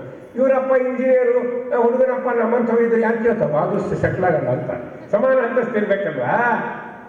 ಎಂತ ಮಾತು ಬರೀತಾರೆ ಅಂದ್ರೆ ಸುಗ್ರೀವನಿಗೂ ರಾಮನಿಗೂ ಸಖ್ಯ ಆಯ್ತಲ್ಲ, ಇಬ್ಬರ ಮಧ್ಯೆ ಏನು ಸಮಾನ ಅಂತಸ್ತಿದೆ ಅಂತ. ಇವನು ನರ, ಅವನು ವಾನರ, ಇವನು ಈಶ, ಅವನು ದಾಸ. ಹೌದಾ ಇಲ್ಲ, ಹಿಂಗೆ ಬೇಕಾದ ಡಿಫ್ರೆನ್ಸ್ ಹೇಳ್ಬೋದು, ಡಿಫ್ರೆನ್ಸ್ ಇದೆ. ಅದಕ್ಕೆ ರಾಯರು ಬರೀತಾರೆ, ಒಂದು ಸಮಾನ ಅಂತಸ್ತು ಇತ್ತಂತ, ಅದಕ್ಕೆ ಇಬ್ಬರಿಗೆ ಫ್ರೆಂಡ್ಶಿಪ್ ಆಗ್ಬಿಡ್ತಂತೆ. ಯಾವುದು ಸಮಾನ ಅಂತಸ್ತು ಅಂದ್ರೆ ಅವನು ಹೆಂಡತಿನ ಕಳ್ಕೊಂಡಿದ್ದ, ಇವನು ಹೆಂಡತಿನ ಕಳ್ಕೊಂಡಿದ್ದ, ಆ ಬೇಸ್ ಮೇಲೆ ಸ್ನೇಹ ಆಯಿತು ಅಂತ ರಾಯರು ರಾಮಚರಿತ್ರ ಮಂಜರಿ ಗ್ರಂಥದಲ್ಲಿ ಅಭಿಪ್ರಾಯ ಪಟ್ಟಿದ್ದಾರೆ. ಮಹಾನವ ಸ್ನೇಹ ಆಯಿತು, ಆಮೇಲೆ ಹೇಳಿ ಪರಸ್ಪರ ಎಲ್ಲ ವಿಷಯಗಳ ವಿನಿಮಯ ಆಯಿತು, ಆಯ್ತು. ಸುಗ್ರೀವ ಹೇಳ್ದ, ನನ್ನ ಹೆಂಡತಿನ ನನ್ನ ರಾಜ್ಯವನ್ನ ನನಗೆ ಕೊಡಿಸಿದರೆ ನೀನು ಹೆಂಡತಿನ ಹುಡುಕ್ಲಿಕ್ಕೆ ನಾ ಪ್ರಯತ್ನ ಮಾಡ್ತೀನಿ ಅಂತ. ಸರಿ, ಪರಮಾತ್ಮ ಹೇಳ್ದ, ನೀನು ಇದ್ದ ಕರಿ ನಿಮ್ಮ ಅಣ್ಣನ್ನ ನಾ ಮರಿಗೆ ನಿಂತು ಬಾಣ ಬಿಡ್ತೇನೆ, ಮರಿಗೆ ಬಿಡ್ತೇನೆ, ನಾ ಎದುರು ಬರಲ್ಲ, ಮರಿಗೆ ನಿಂತು ಬಾಣ ಬಿಡ್ತೇನೆ. ಸರಿ, ಕರೆದ ಸುಗ್ರೀವ ವಾಲಿಯನ್ನ, ಯುದ್ಧಕ್ಕೆ ಬಂದ ವಾಲಿ. ಪ್ರತಿಯೊಂದು ಏಟು ವಾಲಿ ಸುಗ್ರೀವನಿಗೆ ಗುದ್ದಿದಾಗ ಮಹಾಬಲಿಷ್ಠ ವಾಲಿ, ಮೊದಲೇ ಬಲಿಷ್ಠ. ಬ್ರಹ್ಮದೇವರು ವರ ಬೇಡ, ಯಾರಾದರೂ ಎದುರು ನಿಂತರೆ ಯುದ್ಧಕ್ಕೆ ಅವರ ಅರ್ಧ ಬಲ ಇವನಿಗೆ ಬರ್ತಿತ್ತು, ಎಷ್ಟ ಸರ್ಪ್ಲಸ್ ಆಗ್ತಿತ್ತು. ಏಟ್ ಹೊಡಿತಾ ಇದ್ದಾನೆ ವಾಲಿ. ಸುಗ್ರೀವನಿಗೆ ಗುದ್ದಿದಾಗೆಲ್ಲ ಸುಗ್ರೀವ ಹೆಂಗೆ ನೋಡ್ತಾ ಇದ್ದಾನೆ ಸೈಡ್, ಯಾಕೆ ಈಗ ಬರುತ್ತೆ ಬಾಣ, ಆಗ ಬರುತ್ತೆ ಅಂತ ನೋಡ್ತಾ ಇದ್ದ. ನಾವು ಆರಾಧ್ಯ ಕೂತಿರ್ತೇವಲ್ಲ ಲೈನ್ ಹಿಡ್ಕೊಂಡು, 2:30 ಆಗಿರ್ತದೆ, ಇನ್ನು ಏನು ಕಾಣಿಸಂಗ ಲಕ್ಷಣ ಎಲ್ಲಿ ಹಾಕ್ಬೋದು. ಅವಾಗ 10 ನಿಮಿಷಕ್ಕೆ ಅಡಿಗೆ ಮನೆ ಕಡೆ ನೋಡ್ತೀನಿ ಎಲ್ಲಿ ಬರುತ್ತೆ, ಹಂಗೆ ಸುಗ್ರೀವ ನೋಡ್ತಿದ್ದ. ಎಲ್ಲಿಗಾಗಲ್ಲ, ಬಾಣ ಬರುತ್ತಾ ಅಂತ ನೋಡ್ತಿದ್ದ. ಬಾಣ ಬರಲೇ ಇಲ್ಲ. ಸಾಯಂಕಾಲ ಆಯಿತು, ಸೂರ್ಯಾಸ್ತ ಆಗೋ ಸಮಯ. ವಾಲಿ ಹೇಳ್ತಾನೆ, ತಮ್ಮ ಅಂತ ಇವತ್ತು ಬಿಟ್ಟಿದ್ದೀನಿ, ನಾಳೆ ಏನಾದರೂ ಬಂದು ಕಳಿಸ್ಬಿಡ್ತೀನಿ ಮೇಲೆ, ಮಗನೇ ಹಾಕ್ ಅಂತ ಕಳಿಸ್ತಾನೆ. ಸುಗ್ರೀವ ಓಡ್ತಾ ಬಂದ ರಾಮನ ಪಾದಕ್ಕೆ ನಮಸ್ಕಾರ ಮಾಡಿ ಹೇಳ್ತಾನೆ, ರಾಮಚಂದ್ರ ಪ್ರಭು ನೀ ನಿಜವಾಗಲೇ ಹೇಳಿ ನನ್ನನ್ನು ಸಂಹಾರ ಮಾಡ್ಲಿಕ್ಕೆ ಬಂದಿದ್ದೋ ವಾಲಿಯಲ್ಲಿ? ಇಲ್ಲಪ್ಪ ವಾಲಿಯಲ್ಲಿ. ಮತ್ತು ನನಗೆ ಇವತ್ತು ಯಾಕೆ ಮಾಡಬಿಡ್ಲಿಲ್ಲ? ನಾನು ನಿನ್ನ ನಂಬ್ಕೊಂಡು ಹೋದನು, ಯಾಕೆ ಮಾಡಬಿಡ್ಲಿಲ್ಲ? ನೋಡು ಸುಗ್ರೀವ, ನಾ ಯಾಕೆ ಬಿಡ್ಲಿಲ್ಲ ಗೊತ್ತಾ? ಸರ್ವಜ್ಞನಾದ ದೇವ್ರು ಹೆಂಗೆ ಮಾತಾಡ್ತಾನೆ. ನಾ ಯಾಕೆ ಬಿಡ್ಲಿಲ್ಲ ಅಂದರೆ, ನೀವಿಬ್ಬರು ಒಂದೇ ಥರ ಇದ್ದೀರಿ. ವಾಲಿಯಾರು ಸುಗ್ರೀವಾರು ಗೊತ್ತಾಗಿಲ್ಲ ನನಗೆ. ಬೈ ಚಾನ್ಸ್ ನಾನು ಬಾಣ ಬಿಟ್ಟೆ ಅಂತ ಇಟ್ಕೊ, ಮರಿ ನಿಂತು ಅದು ನಿನಗೇ ಬಂದು ತಗಲಿದ್ರೆ ಮಿತ್ರ ಹಕ್ಕ ದೋಷ ಬರುತ್ತಪ್ಪ. ಅದಕ್ಕೆ ಬಿಡಲಿಲ್ಲ, ಬೇರೆ ಕಾಣಿಲ್ಲ. ಅದಕ್ಕೊಂದು ಕೆಲಸ ಮಾಡು, ನಾಳೆ ನಿಮ್ಮ ಹಣ್ಣನ್ನು ಮತ್ತೆ ಯುದ್ಧಕ್ಕೆ ಕರಿಯಲ್ಲ ರಾಮಚಂದ್ರ ದೇವರು. ಸುಗ್ರೀವಂದ ನಾ ಯುದ್ಧಕ್ಕೆ ಕರಲ್ಲ, ನೀನು ಹಿಂದೆ ಉದ್ದಕ್ಕೆ ಬರ್ತೀನಿ ಬಾಣ ಹಿಡ್ಕೊಂಡು ಬಿಡು ಮಾಡಿ. ನಾವು ಹೋದಾಗಲ್ಪ ಇವತ್ತೇ ಚಟ್ನಿ ಪುಡಿ ಹಾಕಿ ಬಂದಿದ್ದೆ, ನಾಳೆ ಹೋದ್ರೆ ಮೆಂತೆ ಇಟ್ಟು ಗ್ಯಾರಂಟಿ. ನಮ್ಮ ಅಷ್ಟು ಬಲಿಷ್ಠ ಇಲ್ಲ, ನೀ ಕರಿ. ಅದು ಒಂದು ಕೆಲಸ ಮಾಡಿದ ರಾಮಚಂದ್ರ ಪ್ರಭು, ಏನು ನೀನು ನಾಳೆ ಯುದ್ಧಕ್ಕೆ ಹೋಗುವಾಗ ಒಂದು ಗುರುತಿನ ಮಾಲೆಯನ್ನು ಕೊರಳಲ್ಲಿ ಹಾಕೋದು. ಅವಾಗ ಏನಾಗುತ್ತೆ ನನಗೆ ಈಜಿ ಐಡೆಂಟಿಫೈ ಮಾಡ್ತೀನಿ ನಾನು. ಗುರುತಿನ ಮಾಲೆ ಹಾಕೊಂಡಂಥ ವ್ಯಕ್ತಿ ಯಾರು? ಸುಗ್ರೀವ. ಹಾಕದೇ ಇರ್ತಕ್ಕಂಥ ವ್ಯಕ್ತಿ ಯಾರು? ವಾಲಿ. ಪಡಿತೀನಿ ಬಾಣ. ನೋಡಪ್ಪ ಮತ್ತು ಕೈ ಬಿಡ್ಬಾರ್ದ? ಏನಿಲ್ಲ, ಕಂಡು ನೀಯನ್ನ ಕೈ ಬಿಡ್ಬಾರೆ. ಏನಪ್ಪ ಕೈ ಬಿಡಲ್ಲ. ಸರಿ, ಮತ್ತೆ ಯುದ್ಧಕ್ಕೆ ಕರೆದ ಸುಗ್ರೀವ. ವಾಲಿಗೆ ಆಶ್ಚರ್ಯ ಆಗೋಯ್ತು, ಏನಿದು ಒಂದ್ಸಲ ಯುದ್ಧಕ್ಕೆ ಬಂದಾಗ ಒಂದು ವರ್ಷ ರೆಸ್ಟ್ ತಗೋತಾನ, ಇವತ್ತು ಕರೀತಾನಲ್ಲ ಏನಿದು ಅಂತ ಕೇಳಿದಾಗ ವಾಲಿ ಹೆಂಡತಿ ತಾರಾ ಹೇಳ್ತಾಳೆ, ಸ್ವಾಮಿ ಯಾರೋ ರಾಮ ಲಕ್ಷ್ಮಣರು ಬಂದಿದ್ದಾರಂತೆ, ಅವನ ಸಹಾಯಕ್ಕೆ ನಿಂತಿದ್ದಾರಂತೆ. ಹೌದಾ ಅಂದ ವಾಲಿ. ತಾರಾ ಹೇಳ್ತಾನೆ, ಒಂದು ವೇಳೆ ರಾಮ ಬಂದಿದ್ದು ನಿಜವಾಗಿದ್ದರೆ ನಾನು ಅವನ ತಲೆ ಮೇಲೆ ಕೂಡ್ಸ್ಕೊಂಡು ಬರ್ತೀನಿ, ನನ್ನ ರಾಜ್ಯವನ್ನು ಅವನಿಗೆ ಸಮರ್ಪಣೆ ಮಾಡ್ತೇನೆ, ಅವನ ಪಾದ ಸೇವಕನಾಗಿರ್ತೇನೆ. ಪರಮ ಭಕ್ತ ವಾಲಿ ರಾಮ. ನಿನಗೇನು ಗೊತ್ತಾಯ್ತು ಅಂತ ಕೇಳಿದ. ಯಾರಿಗೆ? ತಾರಾ ಕೇಳ್ತಾರೆ ವಾಲಿ, ನಿಂಗೆ ಗೊತ್ತಾಯ್ತು ವಿಷಯ? ಯಾಕೆ ಹೆಣ್ಮಕ್ಳು ಎಬ್ಬರು ಗೊತ್ತಾಗ್ಬಿಡ್ತಾವೆ, ಅವು ಮನೆಗೆ ಕೂತಿರ್ತಾವೆ, ಮತ್ತೆ ಅವು ಎಲ್ಲ ಸುದ್ದಿ ಬಂದ್ಬಿಡ್ತಾವೆ. ಅದಕ್ಕೆ ಒಬ್ಬ ಕೇಳಿಲ್ಲ ತನ್ನ ಗಂಡಗ, ಆಕೆ ಫೋನ್ ಏನೋ ಆಪ್ರೇಟ್ ಮಾಡ್ಲಿಕ್ಕೆ ಬರ್ತಿದ್ದಿಲ್ಲ ಆಕೆಗೆ. ಗಂಡ ಕೇಳಿಲ್ಲ, ಅದೇನೋ ಮೇಲ್ ಕಳಿಸ್ತಾರಂತಲ್ಲಿ, ಮೇಲ್ ಕಳಿಸ್ತಾರಂತಲ್ಲ ಆ ಕಡೆ ಈ ಕಡೆ ನ್ಯೂಸ್ ಫಾಸ್ಟ್ ಹೋಗ್ಲಿಕ್ಕೆ ಮೇಲ್ ಕಳಿಸ್ತಾರಂತೆ, ಇಮೇಲ್ ಕಳಿಸ್ತಾರಂತೆ, ಭಾಳ ಫಾಸ್ಟ್ ಮೆಸೇಜ್ ಹೋಗ್ತಾವಂತ. ಅದಕ್ಕಿಂತ ಫಾಸ್ಟ್ ಹೋಗೋದು ಯಾವ್ದು ಇಲ್ಲೇ ಅಂದ್ರೆ ಅದಲ್ಲ ಅಂದ ಗಂಡ. ಯಾವುದು? ಫಿಮೇಲು ಅಂತ. ಫಿಮೇಲ್ ಇಮೇಲು ಬರೇ ಮೇಲು ಕೆಲಸ ಮಾಡೋದು, ಇದಕ್ಕಿಂತ ಫಾಸ್ಟ್ ಹೋಗೋದು ಫಿಮೇಲು ಅಂತ ಹೇಳಿದವ. ಹಂಗೆ ಹೆಣ್ಮಕ್ಳಿಗೆ ಭಾಳ ಲಗು ವಿಷಯ ಗೊತ್ತಾಗ್ಬಿಡ್ತಾರೆ. ಗೊತ್ತಾಗ್ತಲ್ಲ, ಅವ್ರ ಮನೆ ಸಾವನ್ ಬರ್ತಾರಂತ, ನಾಳೆಗೆ ಎಲ್ಲರಿಗೂ ಊಟಕ್ಕೆ ಹೇಳಾರಂತ, ನಾವು ಅಲ್ಲೇ ಹೋಗೋದು. ನಿಂಗೆ ಗೊತ್ತಾಯ್ತು? ನಮಗೆಲ್ಲ ಗೊತ್ತಾಯ್ತು. ಸುಮ್ಕೊಂಡು ಹೆಂಗೆ ಗೊತ್ತಾಯ್ತು? ನಾಳೆ ಊಟಕ್ಕೆ ಅಲ್ಲಿ ಹೋಗೋದು ಅಂದ್ರೆ ಇಷ್ಟೇ ಗೊತ್ತಾ. ಹಂಗೆ ತಾರಾ ಹೇಳಿದ್ದು ಪರವಾಗಿಲ್ಲ ಅಂತ ವಾಲಿ. ರಾಮ ಬಂದಿದ್ರೆ ನಿಜವಾಗಿದ್ದರೆ ನಾನು ಕರ್ಕೊಂಡು ಬರ್ತೇನೆ. ಸೀದಾ ಯುದ್ಧಕ್ಕೆ ಹೊರಟ ಮರುದಿವಸ. ಯುದ್ಧಕ್ಕೆ ಹೋಗುವಾಗ ರಾಜಧರ್ಮದಲ್ಲಿ ಒಂದು ಮಾತು ಹೇಳಿದ್ದಾನೆ. ಯುದ್ಧಕ್ಕೆ ಹೋಗುವಂಥ ರಾಜನಿಗೆ ಅವನಿಗೆ ರಕ್ಷಣಾ ಕವಚ ಹಾಕಿ, ಅವನಿಗೆ ಕಿರೀಟ ಇಟ್ಟು, ಕುಂಕುಮ ಹಚ್ಚಿ ಆರತಿ ಮಾಡಿ ಕಳಿಸ್ಬೇಕು. ಯಾರು? ರಾಣಿ ಇದ್ದವರು. ಈ ಕೆಲಸವನ್ನ ತಾರಾ ಮಾಡಿದ್ದಾಳೆ. ಸುಗ್ರೀವನಿಗೆ ಹೆಂಡತಿ ಇಲ್ಲ, ಅವಳು ಇಲ್ಲೇ ಇದ್ದಾಳೆ. ಈಗ ಸುಗ್ರೀವನ ಹೆಂಡತಿ ಹೆಸರೇನು ಗೊತ್ತಿಲ್ಲ, ನಾಳೆಗೆ ಯಾರೋ ಬಾಯಿ ಬಿಟ್ಟು ಯಾರೋ. ಹೌದಾ? ಇರಲಿ, ನಾಳೆಗೆ ಪರವಾಗಿಲ್ಲ. ಇವನು ಹೆಂಡತಿನಲ್ಲಿ ಯಾರು ಹಾಕಬೇಕು ಅಂದ್ರೆ ರಾಜಧರ್ಮ ಹೇಳುತ್ತೆ, ಹೆಂಡತಿ ಇಲ್ಲ ಅಂದ್ರೆ ಆ ಕೆಲಸವನ್ನು ಮಂತ್ರಿ ಮಾಡಬಹುದು ಅಂತ. ಇಲ್ಲಿ ಮಂತ್ರಿ ಸ್ಥಾನದಲ್ಲಿದ್ದವರು ಯಾರು? ಹನುಮಂತದೇವರು. ಅದಕ್ಕೆ ಸುಗ್ರೀವ ಯುದ್ಧಕ್ಕೆ ಹೋಗುವಾಗ ಅಲ್ಲಿ ಇರ್ತಕ್ಕಂಥ ಎಲ್ಲ ಹೂಗಳನ್ನು ಸಂಗ್ರಹ ಮಾಡಿ ಒಂದು ಮಾಲೆಯನ್ನ ಮಾಡಿದ್ರಂತೆ ಹನುಮಂತದೇವರು. ಅದು ಸುಗ್ರೀವನೇ ಕೊರಳಿಗೆ ಹಾಕಬೇಕಾದ್ರೆ ಸುಗ್ರೀವನ ಮುಖ ನೋಡಿ ಹಾಕಲಿಲ್ಲ ಅಂತ ಹನುಮಂತದೇವರು. ಆ ಮಾಲಿ ಹಿಡ್ಕೊಂಡು ಸುಗ್ರೀವ ಕೊರಳು ಹತ್ರ ಹೋಗಿದ್ದಾರೆ, ರಾಮದೇವರ ಕಡೆ ನೋಡಿ ಹಿಂಗೆ ಹಾಕಿದಂತೆ ಮಾಲಿ. ಅಂದ್ರೆ ಏನಂತ? ದಿಸ್ ಇಸ್ ಸರ್ಟಿಫೈಡ್ ಟು ಅಂತ, ಇವನನ್ನ ನೀನು ಸ್ವೀಕಾರ ಮಾಡು ಅಂತ ಸರ್ಟಿಫೈ ಮಾಡಿದವರು ಯಾರು? ವಾಯುದೇವರು ಹೇಳಿಲ್ಲ. ಅವತ್ತು ಮನೆಗೆ ನಿಂತು ಬಾಣ ಬಿಟ್ಟ ಸ್ವಾಮಿ. ಯಾಕೆ ನಿಲ್ಲಿಲ್ಲ ಅಂದ್ರೆ ಇದು. ಅದಕ್ಕೆ ಎಲ್ಲಿ ತನಕ ವಾಯುದೇವರು ನಮ್ಮ ಕಡೆ ನೋಡಲ್ವೋ ಅಲ್ಲಿ ತನಕ ಪರಮಾತ್ಮ ನೋಡಲ್ಲ. ಯುದ್ಧರಂಗದಲ್ಲಿ ವಾಲಿ ಬಿದ್ದ, ಮತ್ತೆ ಎಲ್ಲರೂ ಹೋಗ್ತಾರೆ. ವಾಲಿ ಬಿದ್ದರೆ ನಮಸ್ಕಾರ ಮಾಡ್ತಾನೆ ಮಲ್ಕೊಂಡಲೆ ರಾಮನಿಗೆ. ರಾಮಚಂದ್ರ ದೇವರಿಗೆ ಒಂದು ಮಾತು ಕೇಳ್ತಾನೆ ವಾಲಿ, ಸ್ವಾಮಿ ನೀ ಮನೆಗೆ ತ್ಯಾಗ ಮಾಡ ಬಿಟ್ಟ ಪ್ರಭು, ನೀನು ಎಲ್ಲರೂ ಬಂದ್ರೆ ನಾ ಬೇಡ ಅಂತಿದ್ದೇನೆ ಸ್ವಾಮಿ ಅಂತ. ದೇವರ ಉತ್ತರವೇ ಕೊಡಲಿಲ್ಲ, ಆ ಪ್ರಶ್ನೆಗೆ ಉತ್ತರ ಕೊಡಲಿಲ್ಲ. ಯಾಕೆ ಕೊಡಲಿಲ್ಲ ಅಂದರೆ ನಿರ್ಣಯದಲ್ಲಿ ಆಚಾರ್ಯ ಹೇಳ್ತಾರೆ ಅದು ಬೇಡ ಆಯ್ತು, ಉತ್ತರ ಕೊಡಲಿಲ್ಲ. ದೇವರನ್ನು ಮಾತಂದ ರಾಮಚಂದ್ರ ಪ್ರಭು, ನಿನ್ನನ್ನು ಬದುಕಿಸ್ಲಾ ಅಂತ ಕೇಳಿದ. ನಾವಾದರೆ ಬದುಕಿಸಪ್ಪ, ಯಾಕೆ ಪಾನಿಪುರಿ ಪಿಜ್ಜಾ ಬರ್ಗರ್ ತಿಂದು ಸೀರಿಯಲ್ ನೋಡಿ ಸಾಯ್ತೀವಿ ಅಂತೀವಿ. ಅವ ಹೇಳಲಿಲ್ಲ, ಅವನು ಮಾತಾಡ್ತಾನೆ ವಾಲಿ, ಸ್ವಾಮಿ ಅವಶ್ಯವಾಗಿ ಬದುಕಿಸ್ಬೇಡ. ಯಾಕೆ ಇಂಥ ಚಾನ್ಸ್ ಯಾರಿಗೆ ಸಿಗುತ್ತೋ ಪ್ರಭು? ನಿನ್ನ ಸ್ಮರಣೆ ಮಾಡ್ತಾ ದೇಹ ಬಿಟ್ಟರೆ ನಿನ್ನ ಲೋಕ ಆಗುತ್ತಿದೆ, ಹಂತದಲ್ಲಿ ನಿನ್ನ ನೋಡ್ತಾ ಸಾಯೋ ಭಾಗ್ಯದಲ್ಲ. ಇನ್ನು ಯಾರು ಈ ಚಾನ್ಸ್ ಕಳ್ಕೊಂಗಲ್ಲ ಅಂದ ವಾಲಿ. ಎಷ್ಟು ಮಂದಿಗೆ ಸಿಗುತ್ತಿದ್ದೋ? ಸಾಧ್ಯನೇ ಇಲ್ಲ, ಕಳ್ಕೊಂಗಲ್ಲ ಅಂದ. ಅಂಗದನನ್ನು ಕರೆದ, ರಾಮದೇವರ ಕೈಯಲ್ಲಿ ಇವನ ಕೈಯನ್ನಿಟ್ಟ, ಇವನ ರಕ್ಷಣೆ ಮಾಡೋ ಭಾರ ನಿಂದು ಅಂತ ಹೇಳ್ದ. ಯಾಕೆ ಅಂದರೆ ಜಗನ್ನಾಥ ಸರದಿ ಅಂತಾರೆ, ಹೆಂಡರು ಮಕ್ಕಳು ನಿನ್ನ ತೋಂಡರೆಂಬರು, ರಂಗ ನಿನ್ನ ಕೊಂಡಾಡುವ ಮಂಗಳಾತ್ಮರ, ಸಂಗ ಸುಖವಿತ್ತು ಕಾಯೋ ಕರುಣ ಸಾಗರ.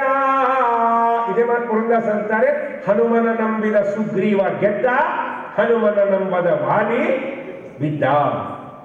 ಅವರೇ ಸರ್ಟಿಫೈ ಮಾಡಬೇಕು. ಯಾರು? ವಾಯುದೇವರು. ಏನಂ ದೀನಂ ದೂನಂ ಮನಾಥಂ ಶರಣಾಗತಂ ಏನ ಉದ್ಧಾರ ಇತಿ ವಿಜ್ಞಾಪನ ಕರ್ತೃಣಾಮ್ ಅಂತ ಹೇಳಿ ರಾಯರು ವಾಯುದೇವರು ಮಹಿಮೆಯನ್ನು ಹೇಳಿದ್ದಾರೆ.